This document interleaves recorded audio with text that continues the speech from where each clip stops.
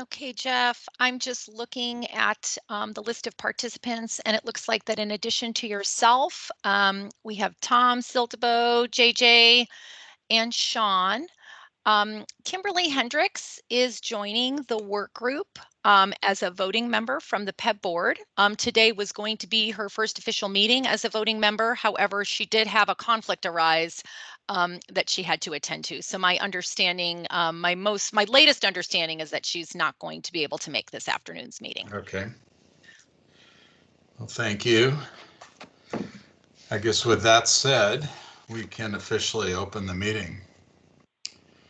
So I will call the October 19th meeting of the Innovation Work Group to order. First order of business is approval of the synopsis. Has everybody had a chance to look that over? Move to approve. Okay. Is there a second? Second. Thank you. I guess all in favor say aye. That's redundant, but aye. Aye. Okay, it's passed. So our first report up is the revised behavioral health network adequacy evaluation. So I'm going to kick it off, Michael, but I don't know whether Margaret, you wanted to say anything first. I don't think I have much to say to lead in, Michael. It's my understanding that yourself and Dan Wendt from Mercer are going to be providing this slide deck today. So I guess the only thing I would note is if you want to give any sort of guidance to the work group in terms of how you prefer to handle questions or discussions throughout the presentation, it might be helpful to sort of set that up in the front end. Yeah, so the way we're going to do this today is I'm going to do some background around behavioral health, which actually was in the deck last month, but we brought it forward to the front. It had been in the appendix. And then Dan's going to get into the details of the findings from the network adequacy evaluation. I actually would prefer to wait for questions till the end. We had a very engaged conversation last time, but we didn't get through everything. So I think maybe we can hold questions to the end. That might be the best way to do it if that's okay, just so we get through the material. And I'm going to go through this first part fairly quickly, but if you, and then because the meat of this conversation is really from Dan. So we can go to the next slide. So here's the agenda for today's meeting. We're going to do some background around behavioral health, both just understanding the landscape and then also in the state and nationally, some of the challenges around behavioral health. And then we're going to go into the findings with a roadmap at the end about our recommendations about how to go about with next steps as a result of this evaluation. You go to the next slide. So one of the key terms that we want to explain is really behavioral health. And when we talk about behavioral health, there is some controversy or lack of total agreement around behavioral health. I tend to use behavioral health to include both mental health and substance use disorder.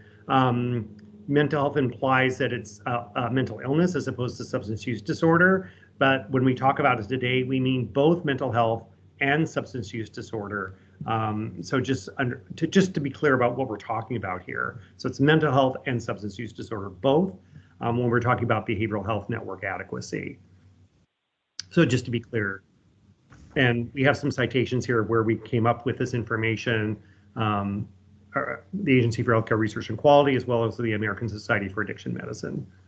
So it wasn't just Dan and me cooking up these terms. You go to the next slide. The other point I want to make is that there's different provider types in behavioral health. I think what I encounter a lot of times is people think of psychiatrists as the sole or the predominant behavioral health provider type. And I would say actually the most predominant provider type are the master's prepared behavioral health clinicians. Those are licensed clinical social workers, licensed professional counselors, licensed marriage and family therapists. Different states have different licensure for different master's prepared individuals. Psychiatrists certainly are important, as well as psychiatric nurse practitioners and psychiatric physician assistants. So on the left-hand side, those are folks that have prescriptive authority, so those folks can prescribe medicines.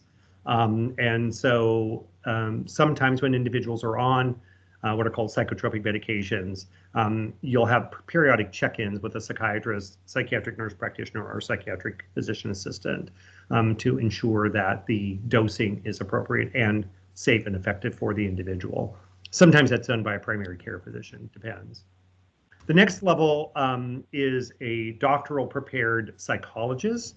These are individuals that do psychotherapy. They do not typically have prescriptive authority. There's been some move afoot with psychologists to get prescriptive authority, but by and large, they do not possess prescriptive authority in most jurisdictions. Then you have the master's prepared individuals. As I mentioned, the clinical social workers, counselors, masters or marriage and family therapists, and so forth. They are the dominant provider type. There are also addiction counselors. And I would just say for the master's prepared behavioral health and addiction counselors, there is wide variation state by state who have jurisdiction over licensing behavioral health providers around their qualifications. So that's not a critique, just bear that in mind. So it does vary. And even sometimes the nomenclature for master's prepared individuals are different as well. So like, for example, in Washington State, they're called licensed mental health counselors. In Illinois, it's called licensed professional counselors. It's essentially, they have to have this master's degree in psychology or counseling or related field.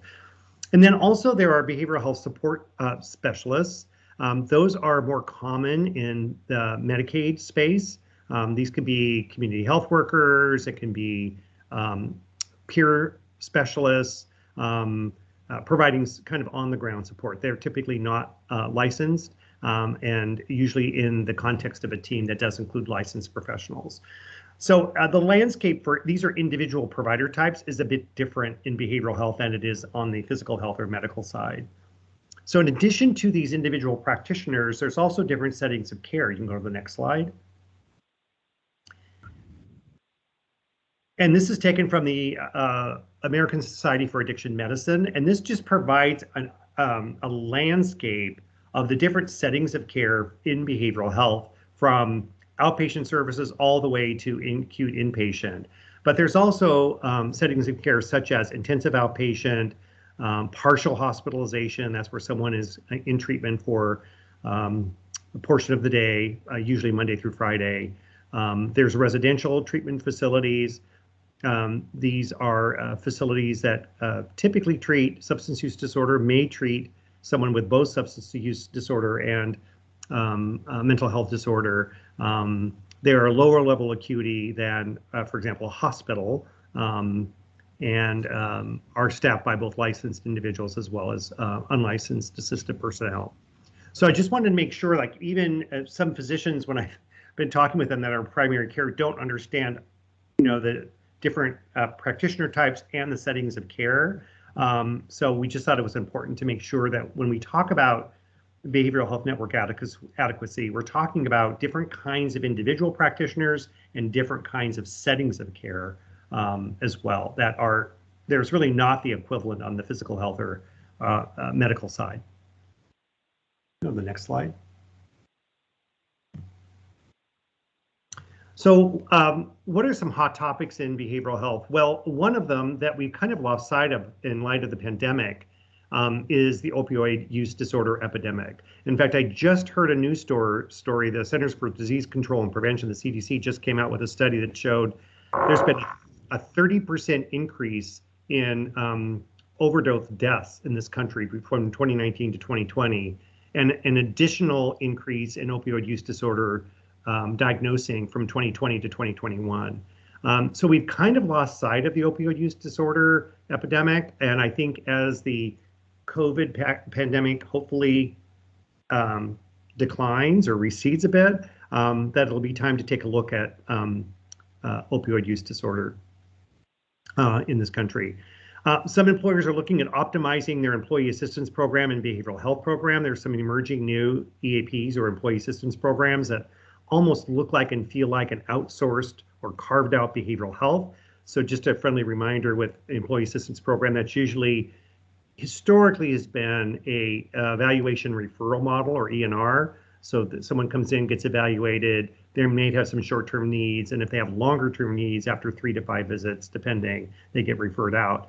Now, actually, some EAPs are offering up to 20 visits. So really, they become not just diagnosing or referring, but actually providing treatment. So that's one thing that people are employers are thinking about, revising their expectations from EAPs. Compliance with mental health parity. Dan is an expert in this area, and I'm not going to try to cover that, but that's a big issue, and Dan will cover that. Increasing awareness of the social determinants of health, and I know that we've talked about this a lot. This is the impact of where you live and work, worship, exercise, on your ability to access transportation, housing, and also healthcare. And so if you live in, for example, a healthcare desert where there's no behavioral health provider, that can be challenging. Now, of course, the emergence of telehealth or telebehavioral health has been able to address that, although there are some individuals that live on the other side of the digital divide that may have challenges with behavioral health access via virtual care.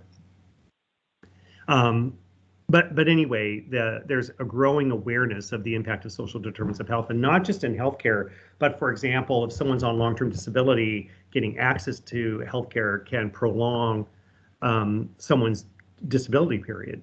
And I do a little bit of work in the long-term disability space, and I see that happening where someone needs to see a specialist, but they don't have the transportation to get there. So it has a broader impact, but particularly than just behavioral health, but I just want to point it out, particularly with behavioral, there's an impact.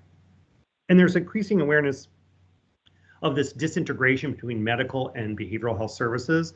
They have different language, there are different taxonomy that they use. You know, actually a different coding system, diagnostic coding system. We have ICD-10 in medical, we have the Diagnostic and Statistical Manual in Behavioral Health. So there's a real challenge of just understanding the language that's used. And as I mentioned before, in some work I've done with different value-based care organizations and meeting with treating physicians, primary care physicians, there's a lack of understanding among some primary care physicians about where to guide people to and what's available in the behavioral health system, let alone actually information sharing. And last but not least is addressing the whole concept of stigma in behavioral health. And I think within the last year, particularly, it was prominent for me in Olympics about people talking about mental health so that it's no longer the stigma and this hidden thing. Go to the next slide. This is probably, in the slides that I'm covering, anyway, this is probably my favorite slide because it just shows all the challenges. This is on a common to all employers. So quality of care questions. We have very few comprehensive quality metrics in behavioral health. There's a few around readmission rates and so forth, but behavioral health is just further behind than medical care around really good quality metrics. So that's an issue. Cost is another issue. And we have things like advertising, particularly by the residential treatment facilities, to come to their facility. I know in some locations in Southern California, some of the residential treatment facilities literally have vans that drive through suburban neighborhoods, picking up children to take them to residential treatment facilities, and advertising, really prominent advertising. Poor access to behavioral health, and we're going to talk about that a lot. 50% of providers nationally do not participate in any medical carrier networks. 50%. I know in the San Francisco Bay Area, 75% of the licensed behavioral health providers do not participate in any health plan network. We have some ideas about why that is. There's this perception of low reimbursement is one, administrative hassle is another, but that's pretty significant. So when we talk about a behavioral health workforce issue, there may be a behavioral health workforce issue, but it may be reimbursement, administrative abrasion with the behavioral health providers. And that's one of the areas that we're going to suggest that we dig into deeper. One of the big challenges is that only 1/3, and I actually think it's probably lower than that, of patients who go to a primary care physician, they get a referral to a mental health specialist, actually go to a behavioral health specialist. So that's a challenge. And so we know actually that treatment is more effective when someone is taking both psychotropic medications as well as getting talk therapy, psychotherapy from a social worker, counselor, or psychologist.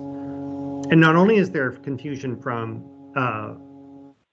physicians and others around who to go to, members are confused and don't know the different settings of care or provider types. And then stigma is also a huge issue.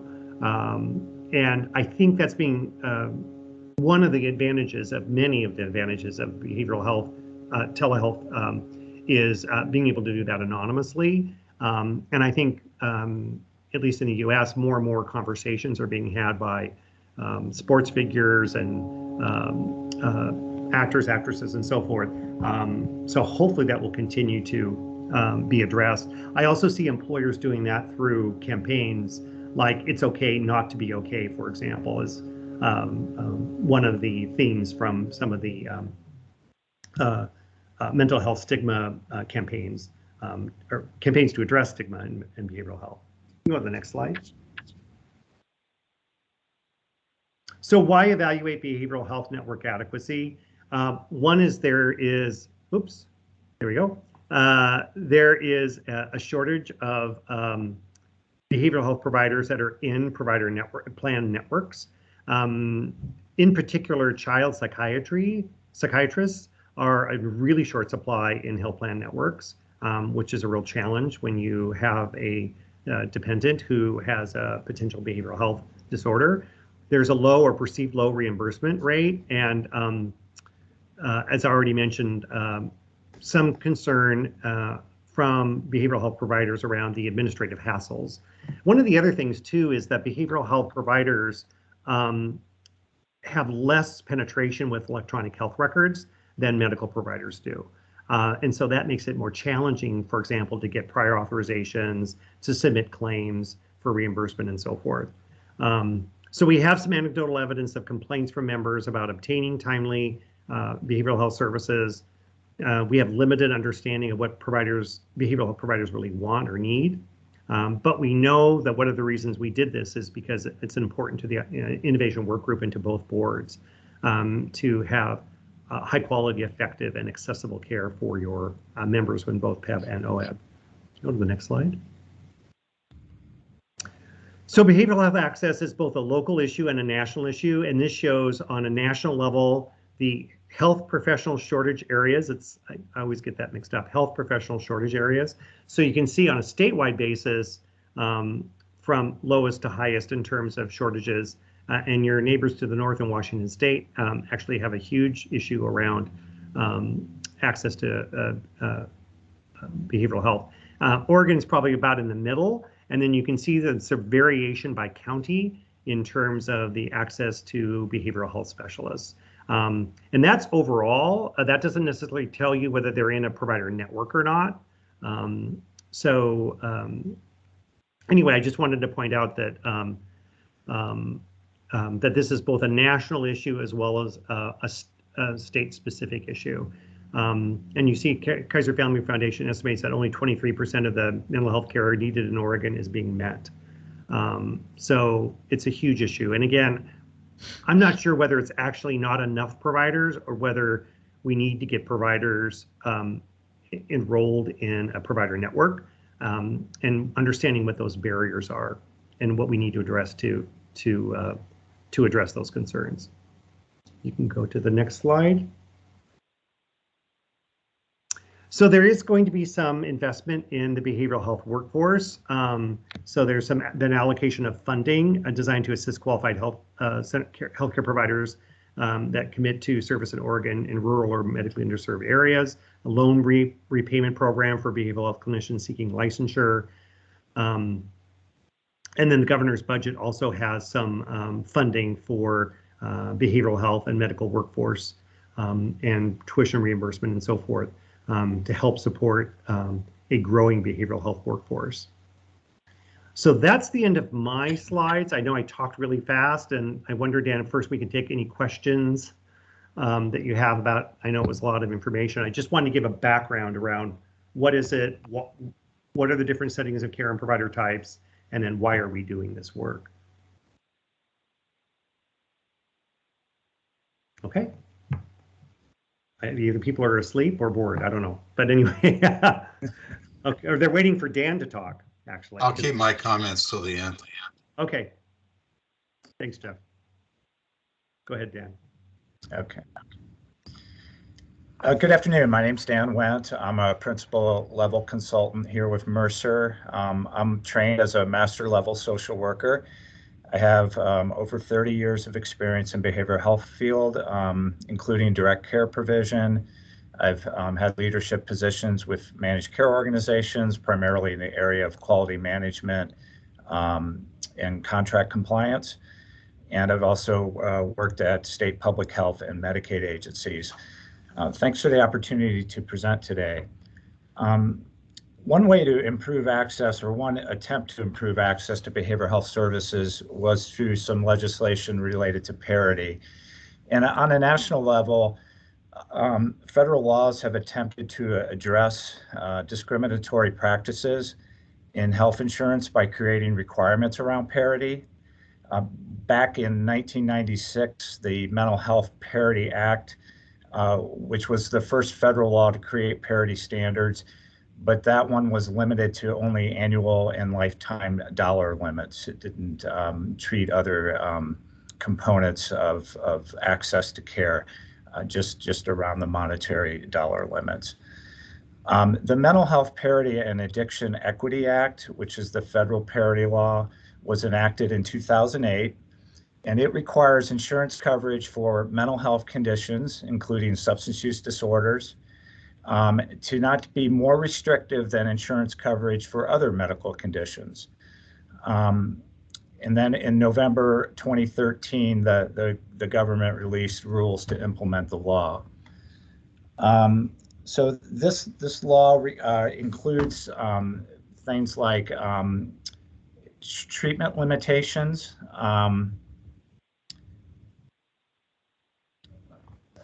for behavioral health services. They can't be more restrictive than medical surgical benefits. Behavioral health services that are covered under the Act, as I mentioned, include substance use services, but they don't require that those benefits be provided in terms of health insurers having to provide mental health and substance use disorder benefits. But if they do, then the parity requirements apply. The mental health substance use benefits may not be subject to separate cost sharing requirements. If out-of-network benefits are provided for medical surgical benefits, then those same standards must apply to mental health and substance use disorder services. And then finally, standards for medical necessity determinations should not be more restrictive than medical surgical determinations, and that those standards for making medical necessity determinations for behavioral health must be available upon request. Next slide, Rose. So studies have found that equalizing specialty behavioral health and general medical benefits will either not increase total healthcare expenses at all, or will increase them only by a very modest amount of the total healthcare premium. The real cost, and I think we understand this, lies in not treating behavioral health disorders. CMS estimated that this act would incur an increased cost of at least 2% in the first year that it's applied. And so that was what they projected when the parity requirements were implemented for the Medicaid program. So in Oregon, we also have a track through parity in addition to the federal requirements. But carriers are now required to conduct a mental health parity analysis specific to non-quantifiable treatment limitations, or what's referred to as NQTLs. This is contained in Oregon House Bill 3046 that passed recently. An analysis has to be submitted to the Oregon Department of Consumer and Business Services each year by March 1st. And these requirements apply to all fully insured carriers. NQTLs are limitations that are not expressed numerically. So Remember when the initial Parity Act came out in 1996, it just was related to quantifiable treatment limits. But the Act now requires an assessment of NQTLs that aren't expressed numerically, but otherwise they limit the scope or duration of benefits. So some examples of NQTLs include medical management standards. So these are things like medical necessity criteria, processes for experimental investigational determinations, prescription drug formularies, provider reimbursement rates that Michael spoke to, admission standards for provider networks, anything like a first fail policy or step therapy protocols, typically applied in drug formularies, exclusions that are based on failure to complete a course of treatment, restrictions based on things like geographic location, facility type, or provider specialty, standards for accessing out-of-network providers. So those are all examples of NQTLs that will be analyzed under this new House bill. There's also requirements for reporting on network adequacy. This includes defining geographic regions and clarifying how the network adequacy is to be reported at a summary level. We've learned that this complements a more extensive network adequacy reporting requirement that's currently described in the DCBS insurance regulations. That more intensive reporting requirement includes things like the identification of the insurer's network, how they're using telemedicine or telehealth or other technology to help meet network access standards, procedures for making and authorizing referrals within and outside its network, things about monitoring and assuring ongoing basis the sufficiency of the network to meet the healthcare needs of the population. And another component of that more intensive reporting is the factors that the insurer uses to build its provider network, including a description of the network and criteria used to select or tier providers. So that's established reporting that again is supplementary to this new House bill that's passed. With the help of some of the board, we were able to reach out to the Oregon Department of Consumer and Business Services Division of Financial Regulation to kind of ascertain what the status of the implementation of the new legislation. They're drafting rules to address the NQTL reporting. They're also primarily focused on other reporting elements as specified in the law. This includes things like defining the geographic regions, clarifying how network adequacy is to be reported, again, at a summary level. Slide 13, please.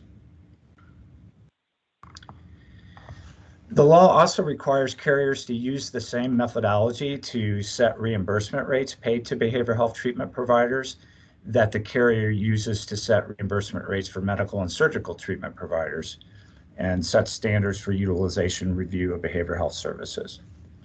So again, this was a potential finding that we saw through our network adequacy review in terms of why providers may not want to join a carrier's network related to reimbursement rates.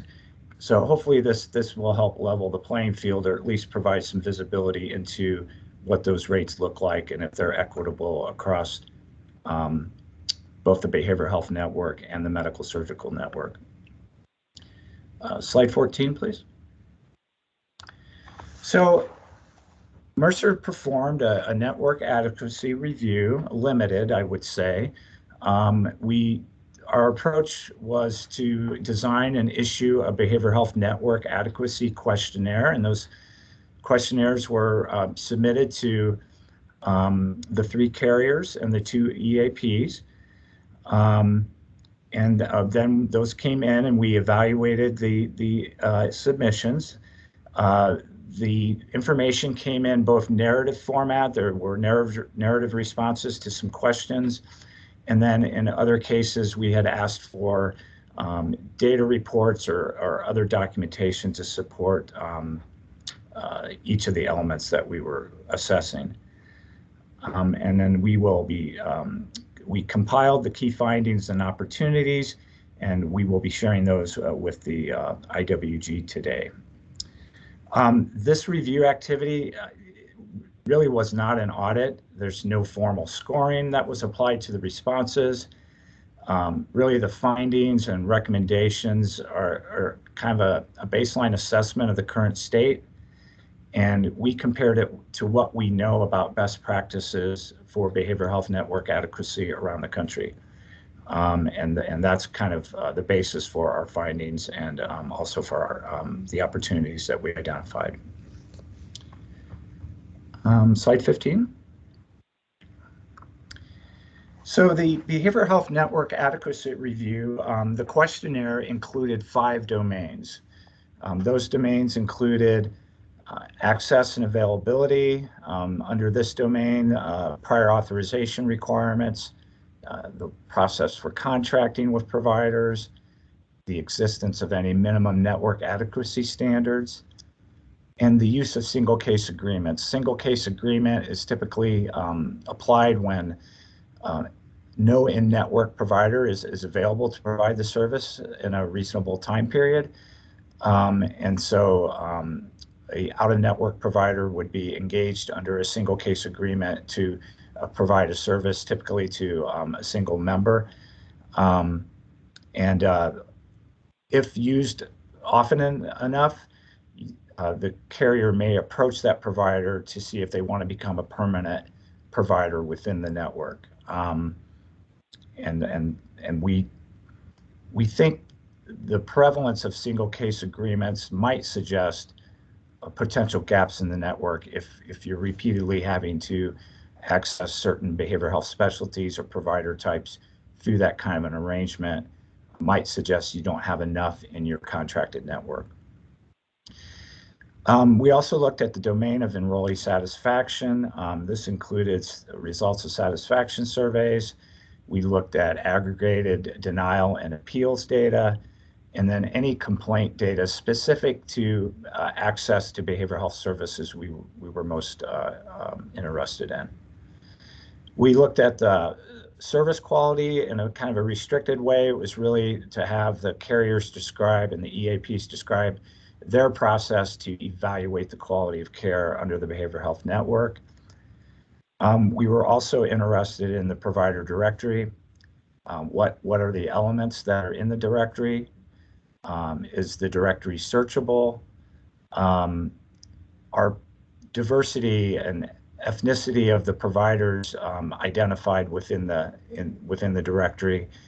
And does the directory identify which providers might be accepting new referrals or able to take new patients? And then we also looked at provider support and satisfaction. How many resources did the carrier devote to behavioral health network development and management and oversight?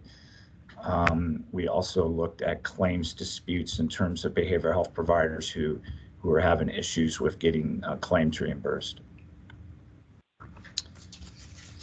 So this next section of the presentation gets into the findings. We're going to initially address findings from the carriers, and then we have a separate section for the EAPs. So on slide 17, this first domain related to access and availability. And again, we looked at prior authorization, single case agreements, and wait list as part of this. We had one carrier report that wait lists are kept for all therapy and psychiatry services, residential substance use, neuropsychiatric, and mental health intensive outpatient treatment. For us, that extensive list of services that were associated with wait list was concerning. and potentially could represent a network adequacy red flag. So we do have some recommendations about setting some sort of standards around wait list and getting a little increased visibility when wait lists exist to understand what services are involved, what are the mitigation policies to address those as quickly as possible, and eliminate those if all possible.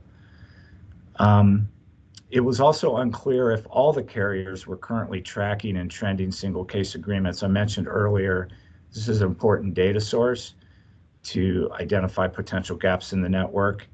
It's a recommendation that those be tracked and trended over time to indicate where you may need to supplement your existing network. We did see for instance, the list of services that are subject to prior authorization. Nothing jumped out here. These were reasonable services. They're intensive, facility-based, restrictive levels of care. Typically, we see prior authorization for those types of services across the industry. Nothing really jumped out here that would create an access issue. And then one carrier had some success at converting those single case agreements, and they were able to contract with 21 behavioral health providers over a period of 1 year, which is really the intent of again, tracking and trending that information. Next slide, Rose. So this next domain relates to minimum access standards, geospatial analyses.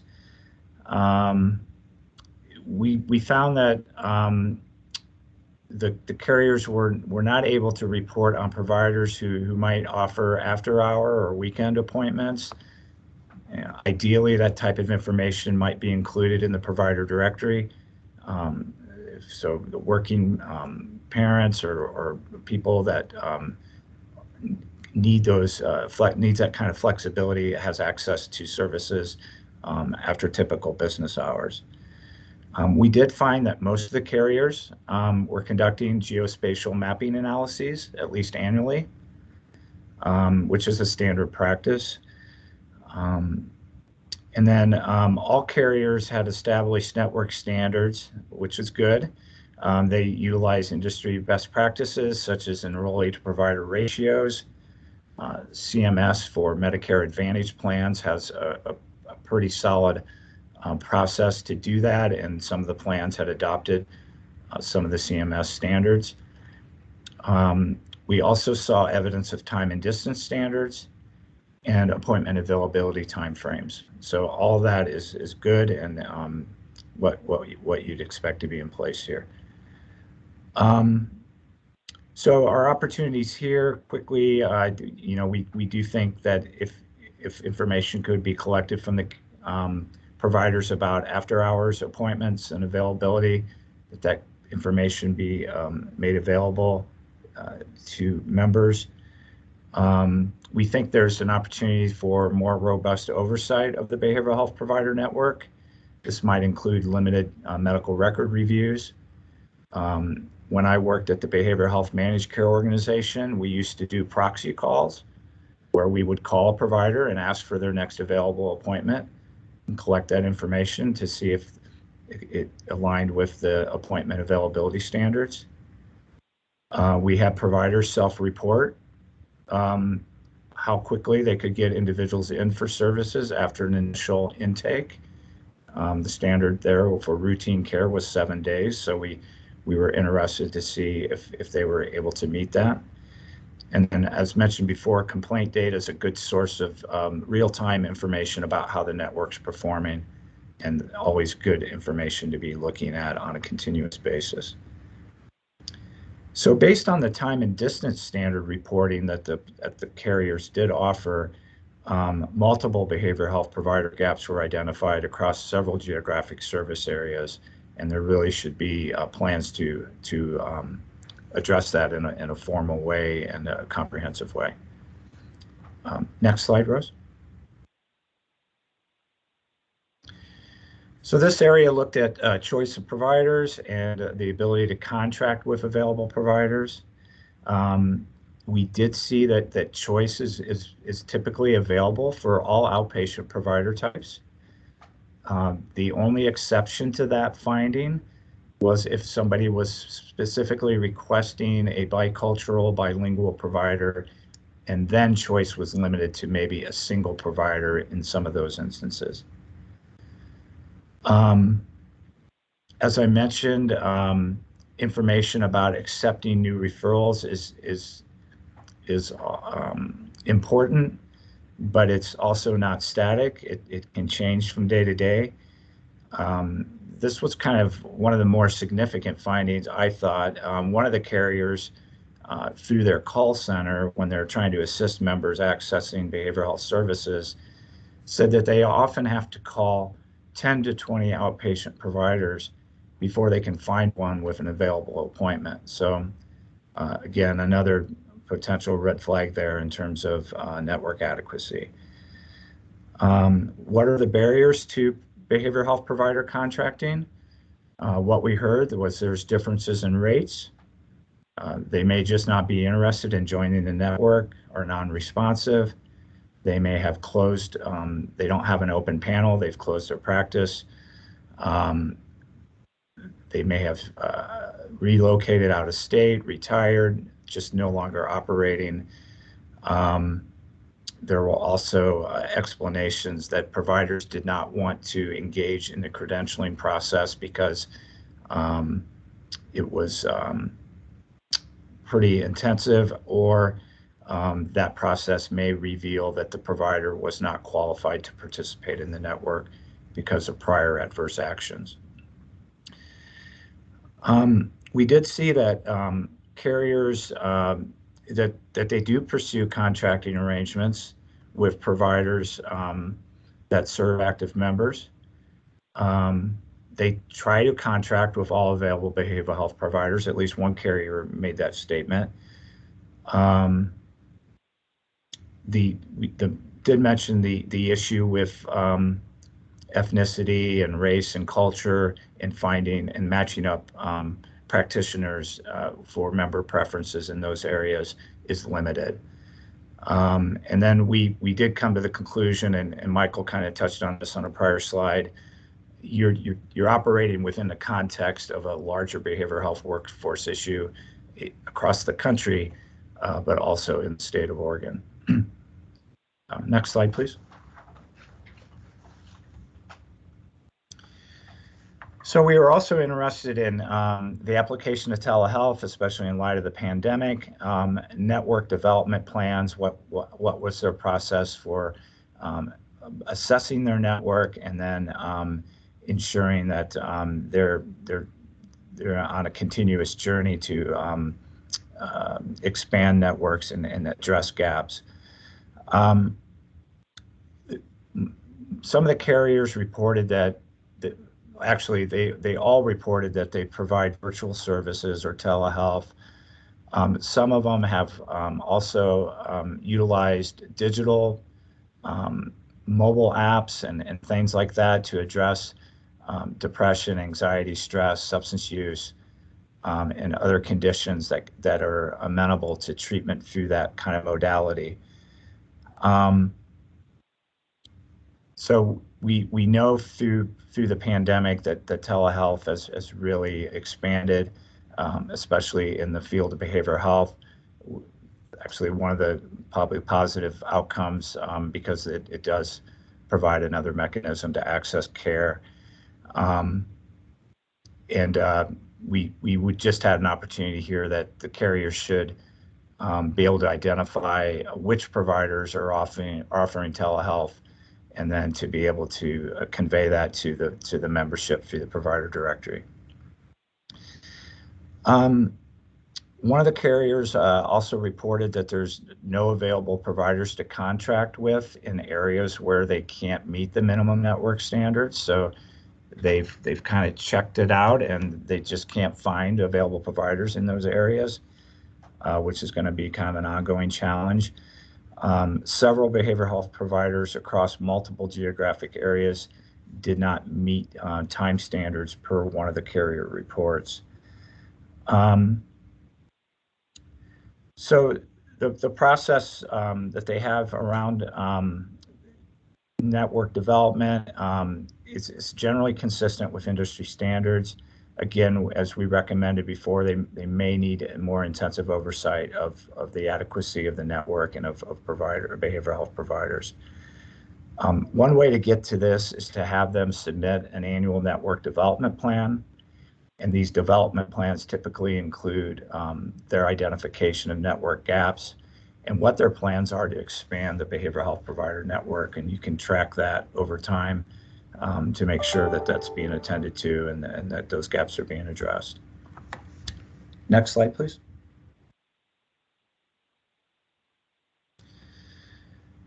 We looked at some enrollee satisfaction survey findings and how the carriers are evaluating the quality of behavioral health services. In one of the surveys, nearly half of the respondents reported sometimes or never being able to get an initial visit within 2 weeks. This was specific to practitioners with prescribing authority. We noted issues with timely access to behavioral health services and a lack of available behavioral health providers in terms of choice and geographic location. All the carriers implement member satisfaction surveys, which is an effective tool for assessing access. Some of these are done annually, others are done monthly. One of the carriers does it after each encounter with a behavioral health provider. So again, just to increase visibility and oversight of the program, we would recommend considering that you get the results of these surveys from the carriers periodically. But not just the results, but what they're going to do with the findings and what kind of work plan are they putting in place to address the findings. Like, for instance, sometimes are never able to get an initial visit within 2 weeks. That calls for some sort of an intervention. So this would allow you all to kind of track that and stay on top of that if you had some visibility into those results. We saw monitoring of behavioral health standards across several categories, including access, safety, quality of care, member experience, health equity, care coordination. Some of the carriers have adopted standardized HEDIS measures, although, as Michael mentioned, those are limited in the behavioral health field. Again, not to create a bunch of administrative requirements where it doesn't bring value, but typically we do see contracts requiring carriers to submit reports of the results of performance measures. And again, where you see substandard performance, you want to know how the carrier is going to address that and mitigate that and resolve that to meet the performance thresholds that they're trying to achieve. Next slide, please. I believe this is the final findings, set of findings for the carrier assessment. And this deals with the provider directory content and accuracy. So overall, I thought the provider directories, they look good. One carrier in particular had really done a lot of work recently to enhance their provider directory. We saw things like the specialty, language capacity, population specialties, gender, and in some cases, the ability to accept new patients was included. Some of the providers update this information through their credentialing and recredentialing processes. It's a good way to ask the providers for information. The challenge here again is that this is not static. It changes over time, so it requires kind of ongoing attention to keep it updated and accurate. We did see some search capabilities on some of the directories across a number of fields and elements. Here we're having you consider establishing a minimum set of provider directory elements that must be included. Under the federal Medicaid program, CMS has articulated specific elements that must be included in all provider directories. and that brings about some degree of standardization across your carriers and member experience. Next slide, please. So let me go through these EAP summary of findings. My colleague Cindy Ward, who's unable to be with us today, led this particular one, so I'm a little bit less familiar with the content. I have kind of looked it over. I'll try to hit some of the high notes. Good news here, no use of wait list. Same sort of recommendation about getting some standards around wait list. When they're being used and what they're doing to resolve those. We saw minimum access standards are utilized. They're consistent with industry norms. We got information that they do geospatial analysis on a quarterly basis, but we didn't see any of the reports. And we were unable to determine if enrollees have a choice of providers across behavioral health services and in all geographic areas, just based on the types of responses we got. So here, the recommendation is to develop geospatial reporting requirements quarterly and or annually that includes areas where choice of provider is available to enrollees. Next slide, please.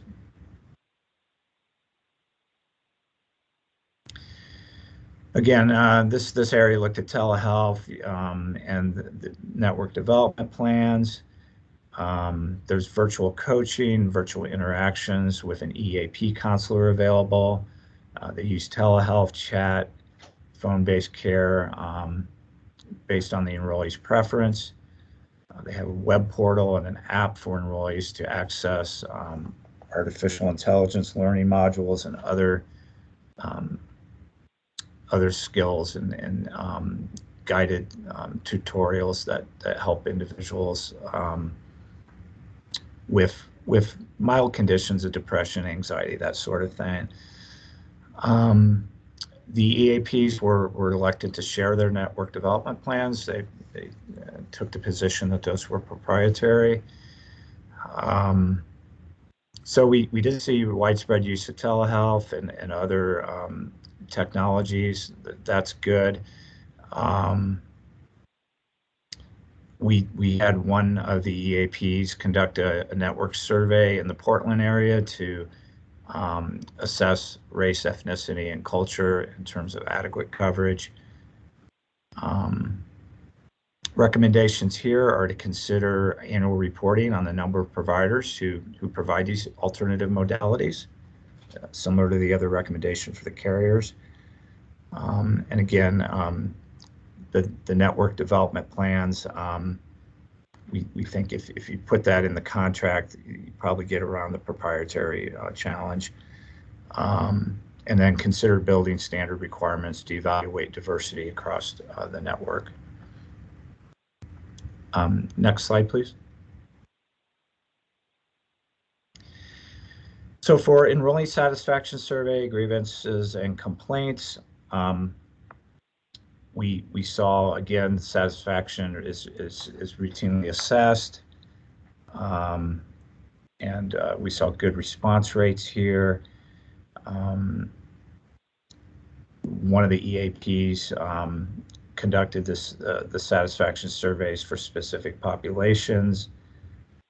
Complaints are tracked and trended.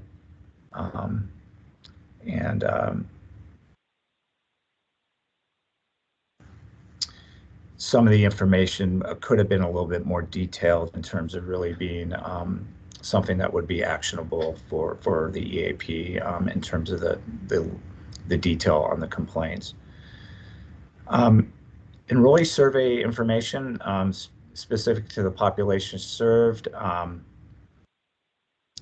it is not aggregated across the pairs.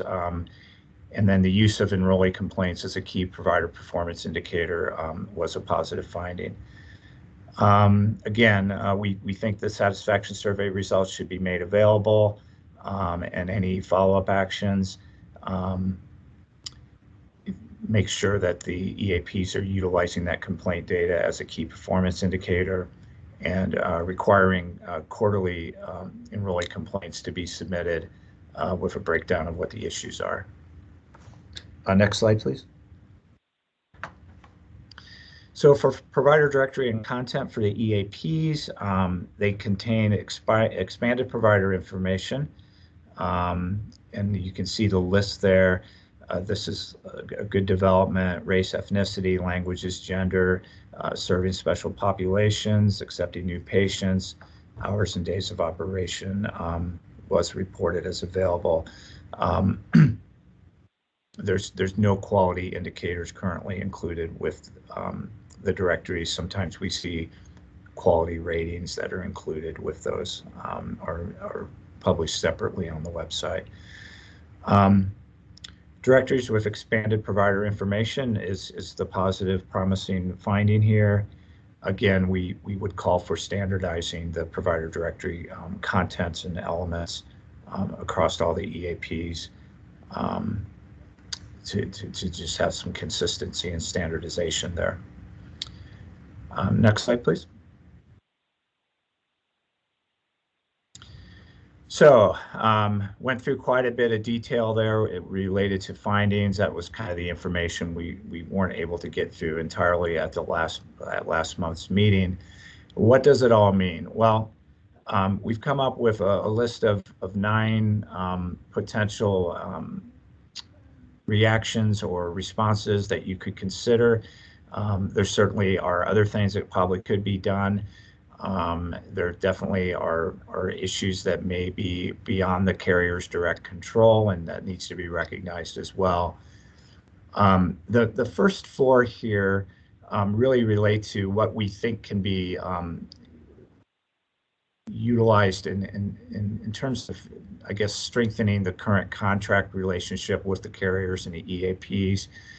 And it would include things like developing minimum network adequacy standards. Sometimes we see that, for instance, in the Medicaid book of business. Some states are prescriptive about what those standards are. Other states allow the carriers or the EAPs to propose those standards that are reviewed and approved by the regulator if appropriate. We do think that there should be some additional reporting around behavioral health network adequacy. You certainly want to keep the momentum up on the cultural and ethnic diversity of the network, and get a little bit more information about these geospatial analyses, which can really reveal geographic areas where you really are struggling to have access to the benefits. Mentioned this a couple times already, is to have provider directory content and accuracy standards in the contract. We've included what we think some of those elements might be. And then the use of the wait list, really having some standards and guardrails around that, including notification when those are activated. You may start getting complaints from members or other stakeholders when that sort of thing occurs, and it's good to have information to be able to respond to those stakeholders. Other potential interventions that kind of go beyond anything that you might do to your current contract in terms of enhancement is conduct a survey of behavioral health providers. Our process here did not include any dialogue with providers, and they're going to have some really critical information from their perspective and insights. That information should be collected to really get a comprehensive view of what the network looks like and what the challenges are. We talked a lot about reimbursement rates. The parity analysis should help, again, at least reveal more information about rates. But we also are suggesting consideration of a limited behavioral health rate analysis across behavioral health services and carriers to kind of see if those are in line, or if those are causing providers just to not participate in the program. potentially update contracts to include the requirements that we've already discussed, but also adherence to the Mental Health Parity and Addiction Equity Act, as well as the new House Bill 3046. You could consider having carriers provide updates on compliance with Health Bill 3046, which I think takes effect January 1st, 2022. So just in a few months. And then you could always conduct a more thorough behavioral health network adequacy audit or mental health parity audit, which can get pretty involved when you have to assess the NQTLs and if they're applied at the same level of stringency as they are on the medical surgical side. So that's our list of initial recommendations from our limited behavioral health network evaluation. And it looks like we've got a little less than a half hour left on the clock. I guess we can open it up now for any questions or any need for clarification. Thank you.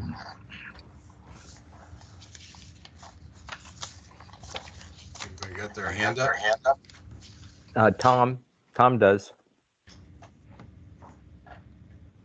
Can I jump in, Jeff? Yes. Okay. So the issues that jumped out to me were several. First, in regards to the wait list issue, wait lists are inherently a problem. It is a huge problem if 90% of the people trying to get care are on a wait list. It's much less of a problem if it's 2 or 3% of people. So what our responsibility, each board has its responsibility of dealing with its carrier. So we're going to need to know more specific data about the wait list issue. You know, if it involves a carrier that OEBB contracts with, you know, we're going to need to move that and get into some of the specifics. Then the corollary to that is, where do you see these issues addressed? Again, the OEBB has its responsibility of meeting the needs of its membership, and yet we're doing this amalgam with PEBB in the form of the work group. So I don't know what the answer to that is, but we're going to need to get more data of real time to see what the degree of the problem is in regards to the wait list issue, and we're going to need to decide at what level we need to address it. Ali, I think that you've already had some conversations with Glenn and Margaret about this, but that was my first takeaway.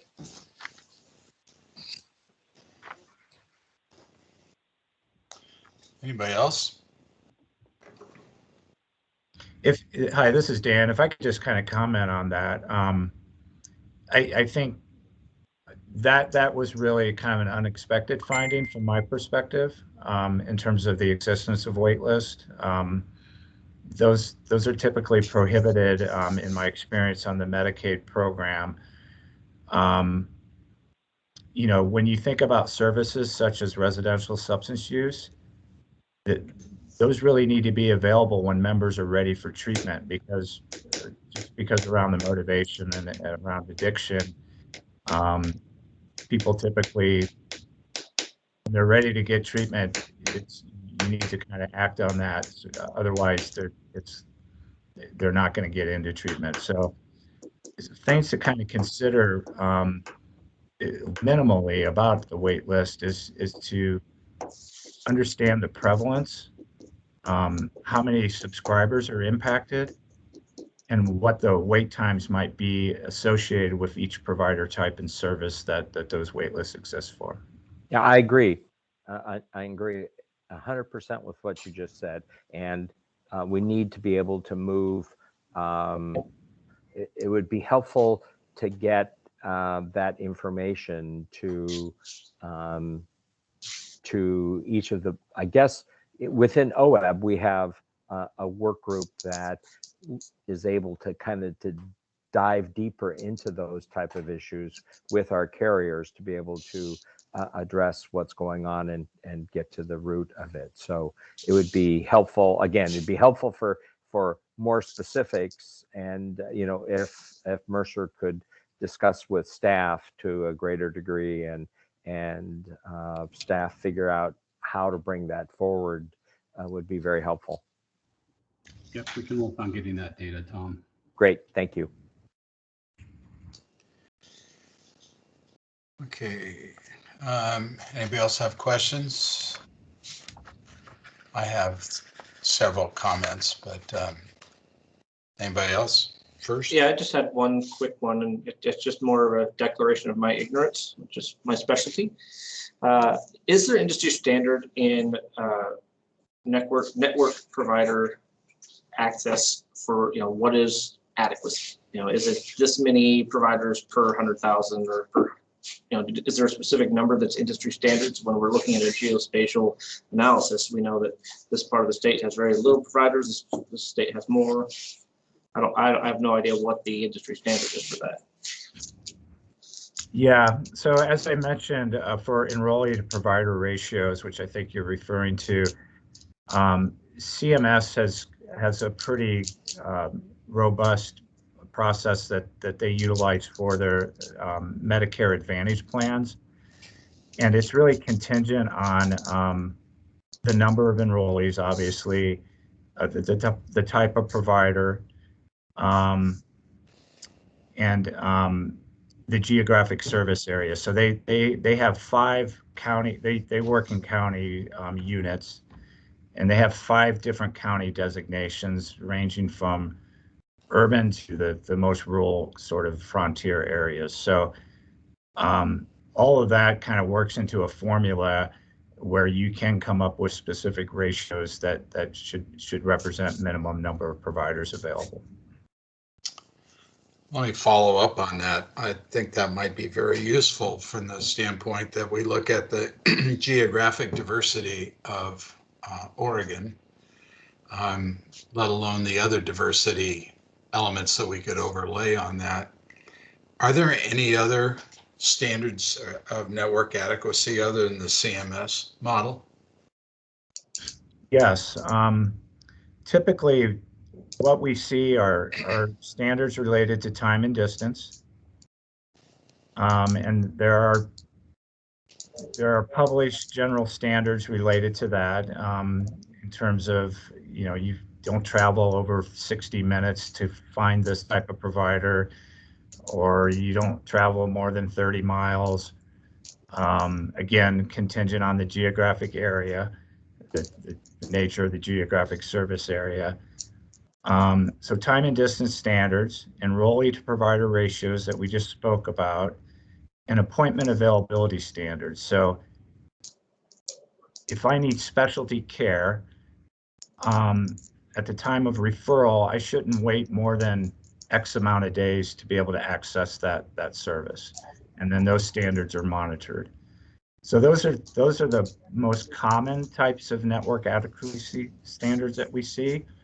And then those are supported by supplemental data sources like your complaint data, your any denials or appeals, satisfaction survey data. You kind of wrap those data sources around those standards to give yourself a more cohesive picture of what's happening. It sounded like DCBS had their own definition. I don't know if it's part of House Bill 3046, but it's cited in a previous slide. Yeah. Well, when I look at page 7, so I'll kind of ask my questions in the order of presentation. I found actually that was a discouraging slide. I appreciate the data, we've been talking about inadequate networks from the beginning, and only 50% of providers participate, so that's a validation of our concern there. Only a third of PCP referrals to a behavioral specialist are completed. So if we're not even getting referrals in front of a professional, that only makes the gap bigger in my mind. And additionally, it's you laid out the various licensure and levels of practice. It makes sense to me that there would be member confusion as to where to go, where the next step is. What was also built on top of that is that when they call in for service and the triage person has to make 20 to 30 calls to get an appointment, that also is just compounding the whole notion that our systems are inadequate in getting there. When on page 17, you talk about all carriers have established network standards. Well, okay, they've got network standards, but what good are they? Is the question I would ask, to be kind of blunt. It doesn't seem like those network standards are up to the job.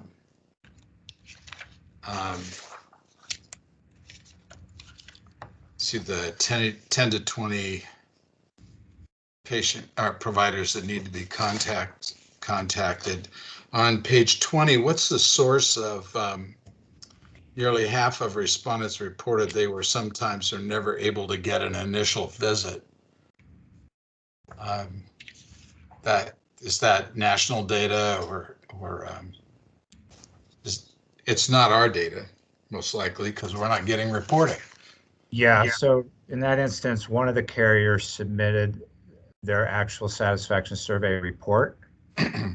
And they, as part of their analysis of the findings from the satisfaction survey, that was a finding that they documented on the report. Mm.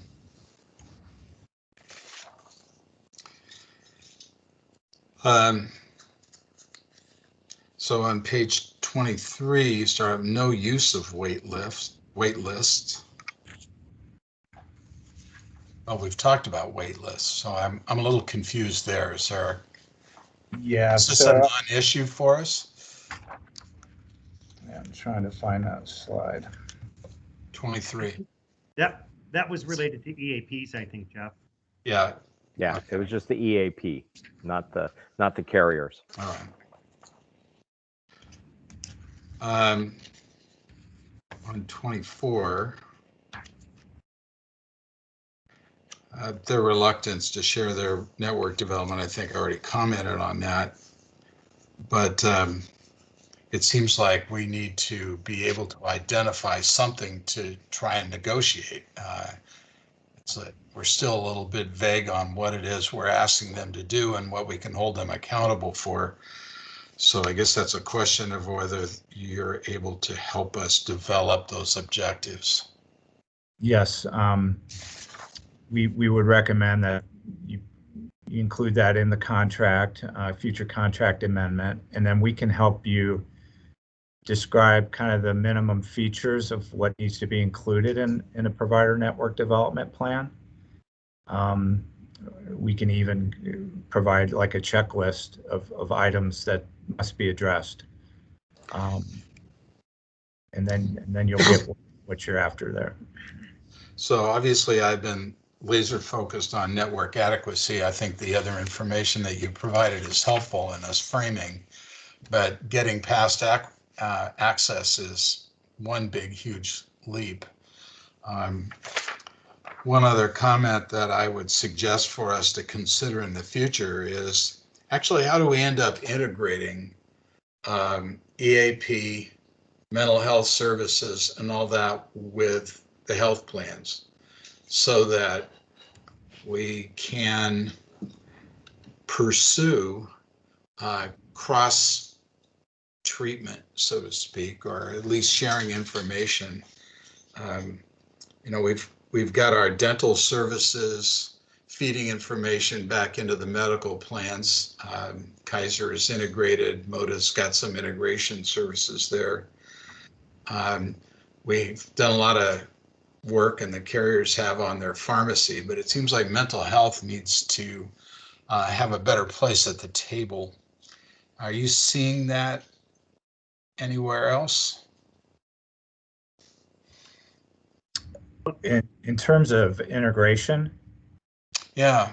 I mean, yeah. for one thing, what's the handoff from an EAP to a higher licensure?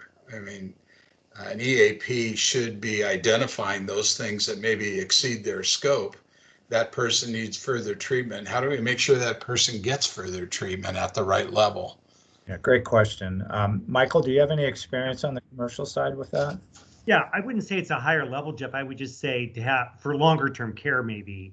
And what I've seen with EAPs and some organizations that have behavioral health digital apps and so forth is they require reporting from the different vendors on did you make the referral and then did they actually receive services? And that ends up providing the accountability for making sure that there's integration across the benefit ecosystem. You know, the EAP can be a real handy resource for individuals because there's not the copays and deductibles and all that. And for short-term interventions, I think an EAP can do a really good job. But I think, you know, the catchphrase I use is integration is the new innovation. So that integrating, you know, we have all these different vendors out there, and how do we make sure that they're actually playing nice in the sandbox, and having reporting is one way to make that happen. I see Sean Parkman, who's been uncharacteristically quiet, has raised his hand. Good, Sean, go ahead. So first, I just want to agree with Tom, JJ's, and Jeff's comments so far. So it does feel, just to add on, network adequacy is clearly we have a problem, and that feels like level one. Like we need to respond to that. The 9 recommendations in the presentation, I feel like are good recommendations in order to start getting at some of these problems. I did have a couple additional questions not yet discussed, just to kind of add on there. But I wanted to say how I agree. Like, that's why partly I was being so quiet, because people kept saying what I was going to say. So that's great. So first question. Earlier in the presentation, really, maybe, I can't remember who said this, but it was early on in the presentation. There was some estimate thrown out about like a 2% cost increase if, and the way I understood what was being said was a 2% increase in costs is what was estimated if this new federal law were implemented around parity and such. Oregon, so first I just kind of want to double check that I heard that right. Second, Oregon is currently embarking on some legislative action to, my understanding is, to go well beyond whatever the federal requirements are.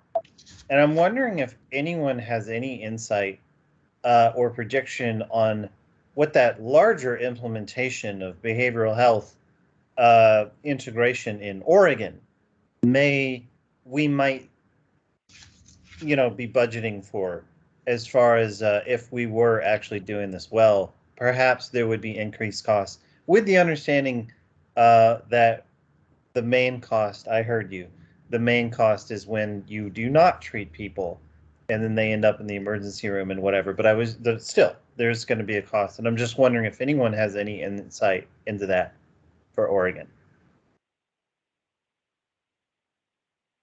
Sean, I believe that work is part of the health authority, and we, we can do some research and find out exactly kind of where they're at. I think they're just getting started. Okay. Yeah. Understood. I'll just put it in Sure. the queue. You know what I mean? Yep. But that's an important question for us going forward, because we want this to improve. And I'm just kind of counting on the fact that there's going to be some cost increases, at least up front. Oh, yeah. Okay. So that being said, the other thing that I feel like potentially might be missing in the 9 suggestions here is around quality. So there's no question in my mind that the first thing we have to address is network adequacy. Like you have to go to the doctor before you can evaluate how well it went. Right. So there's that. But I know that there's, it's fairly standard that when someone goes to a behavioral health specialist, you get like a pre-post, you self-evaluate, like they ask a bunch of questions. How depressed are you? How sad, this and that. And then when after treatment, you do it again and it's like things improved, it's kind of a self-improvement thing. Is there any kind of tools like that where you're actually evaluating the effect of the outcome of the treatment that we theoretically could request or in some kind of aggregate form to see, we're actually getting outcomes from better treatment, setting aside the whole thing about like, can you even get in the doctor? I don't know, Dan, I can take a crack at this one. Sure. So I have seen that, Sean, in value-based care arrangements. For example, common tools that are used are the PHQ-2 or 9 for depression, the GAD-7 tool for anxiety. And there are, in some value-based care arrangements, they want reporting on that like every 3 to 6 months. I think your point's well taken. That was not in this list. I feel like these are so foundational, like that could be the next phase. The challenge is that those are not nationally recognized, like they're not HEDIS yet accepted measures, but they're very common. And depression and anxiety are going to be the most common kinds of psychiatric conditions in a commercially insured population. That's different with Medicare and Medicaid, where you're going to have more psychosis and Alzheimer's and so forth. But even just starting with depression score of the PHQ-2 or 9 and GAD-7 for anxiety, like initially and then 6 months later, would bring some kind of indication around progress and actual therapeutic progress. So that's a really good point, and that's what I would recommend. It's just knowing that those are not nationally recognized standards, although they're pretty widely adopted, and results in additional provider burden for reporting, because that's got to come out of an electronic health record and not a claims data set. So I think it's a great idea. I'm also conscious of why are behavioral health providers not contracting, and is it this administrative burden about getting prior authorization and submitting more clinical notes, and now you want quality metrics, and I'm being paid $95 an hour, and pretty soon that ends up being $15 an hour because of all this administrative burden. So anyway. I would suggest that we follow up on House Bill 3046 and learn more of the details of that at our next meeting. I'm kind of feeling like a dog with a bone, and I don't want to drop this subject, but I think we need to march with intent forward. What do the rest of you think? Oh, JJ, you got your hand up. And you need to get off mute. Yeah, it was taking a second to register it. I know that mental health services that are not EAP have had a substantive increase in usage due to COVID and all the exciting stuff that's gone on in the last 18 months. Do we know if we've had a similar increase in our EAP usage? It's actually gone down. utilization. Surprisingly, we've had both EAPs present recently, and the utilization actually went down, which was a surprise to me.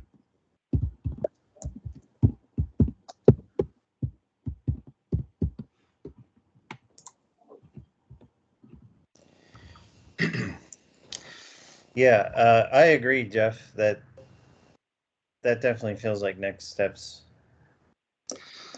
And to jump into understanding more of the details. So Yeah. I think both of those are appropriate. And I'm thinking back, CIAL has not really done a deep dive into behavioral health now for some time, other than what we've all been talking about in regards, what JJ just talked about was the jump that we did see with COVID. So utilization has increased, and the explosion of virtual counseling is part of it also. So we are, I think we need to expand out again and get into some of the detail. So, and we can do perhaps- that for OEBB. I don't know Yeah. what PEBB's process is for that. That's the same process. I think we can do them both, Tom, if you're agreeable to that. So let's, after we get some more information on House Bill 3046, should be developing a plan for us to identify some actionable pieces that we can pursue.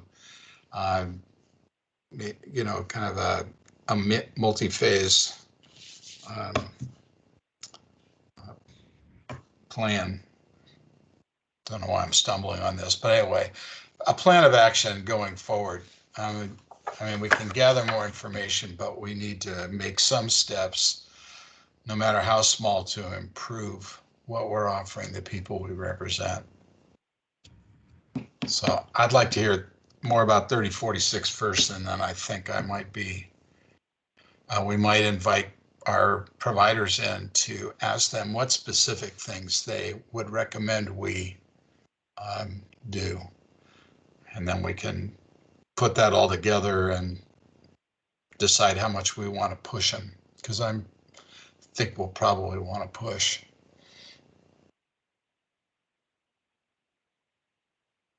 Okay. Well, with that said, it is 3:00 exactly. So Tom, will take our break right now. Thanks. 10 minutes. Thanks. I just said Tom because you're such a good stickler to these standards. I'm making note that I'm measuring up this time. Yeah. Yeah. No, Okay. it's we all have our biology to play with. So, all righty. See you in 10. Thank you. Thanks.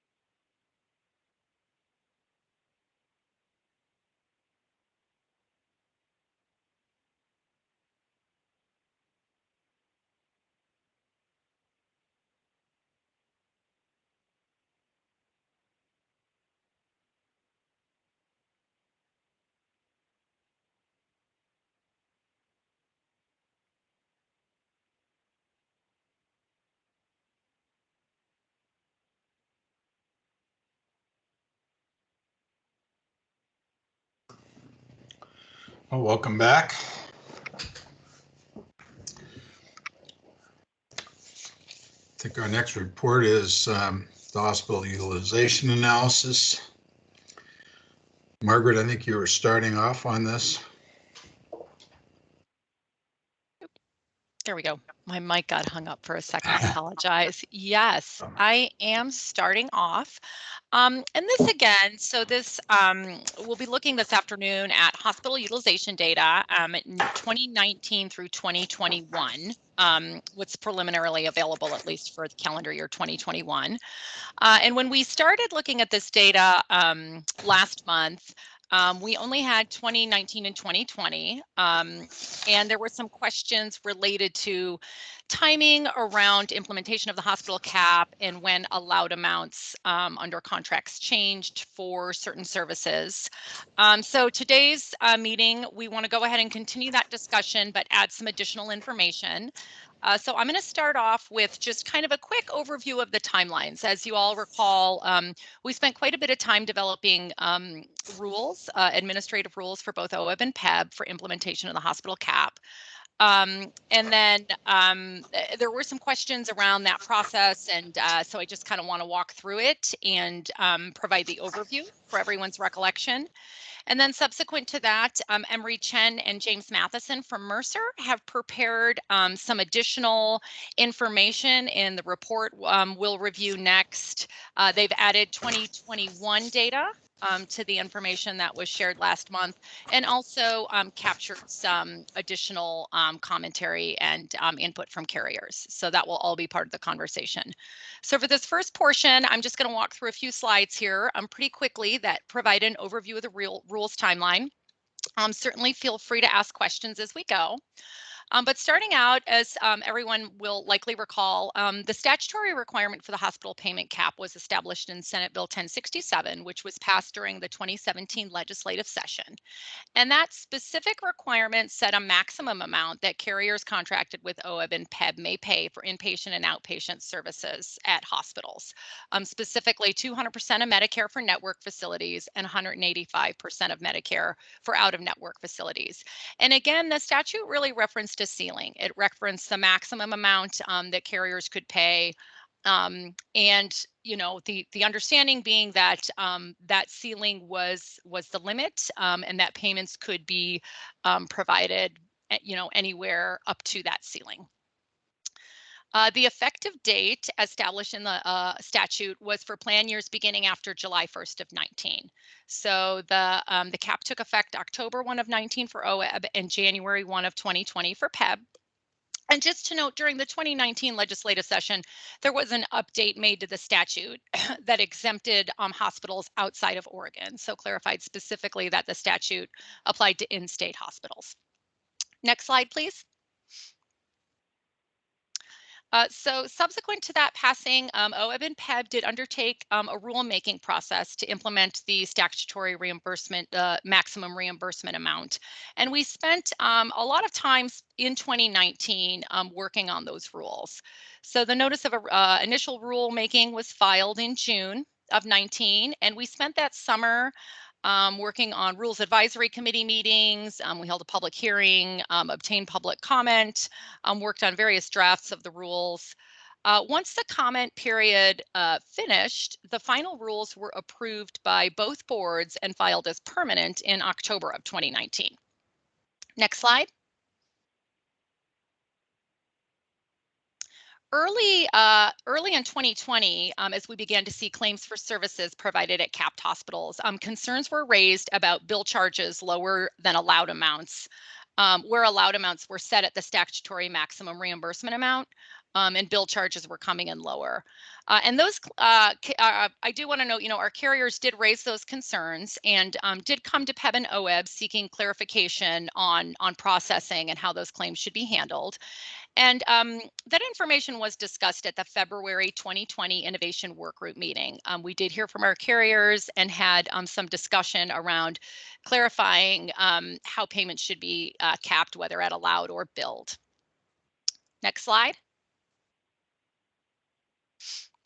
In March of 2020, both boards approved temporary rules that established that the actual reimbursement amount for inpatient and outpatient hospital services is the lesser of either the carrier's contracted rate, bill charges, or the statutory maximum reimbursement amount.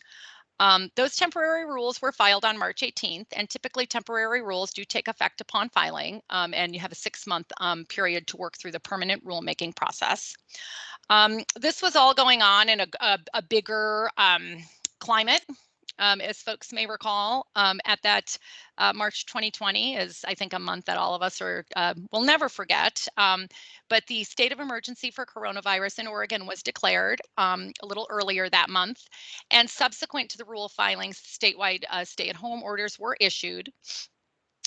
Subsequent to that, the temporary rules were suspended and the permanent rulemaking process was placed on hold. And I do recall that was a time where a lot was happening and a lot of decisions were being made very quickly within OHA and within the state as a whole. Next slide, please.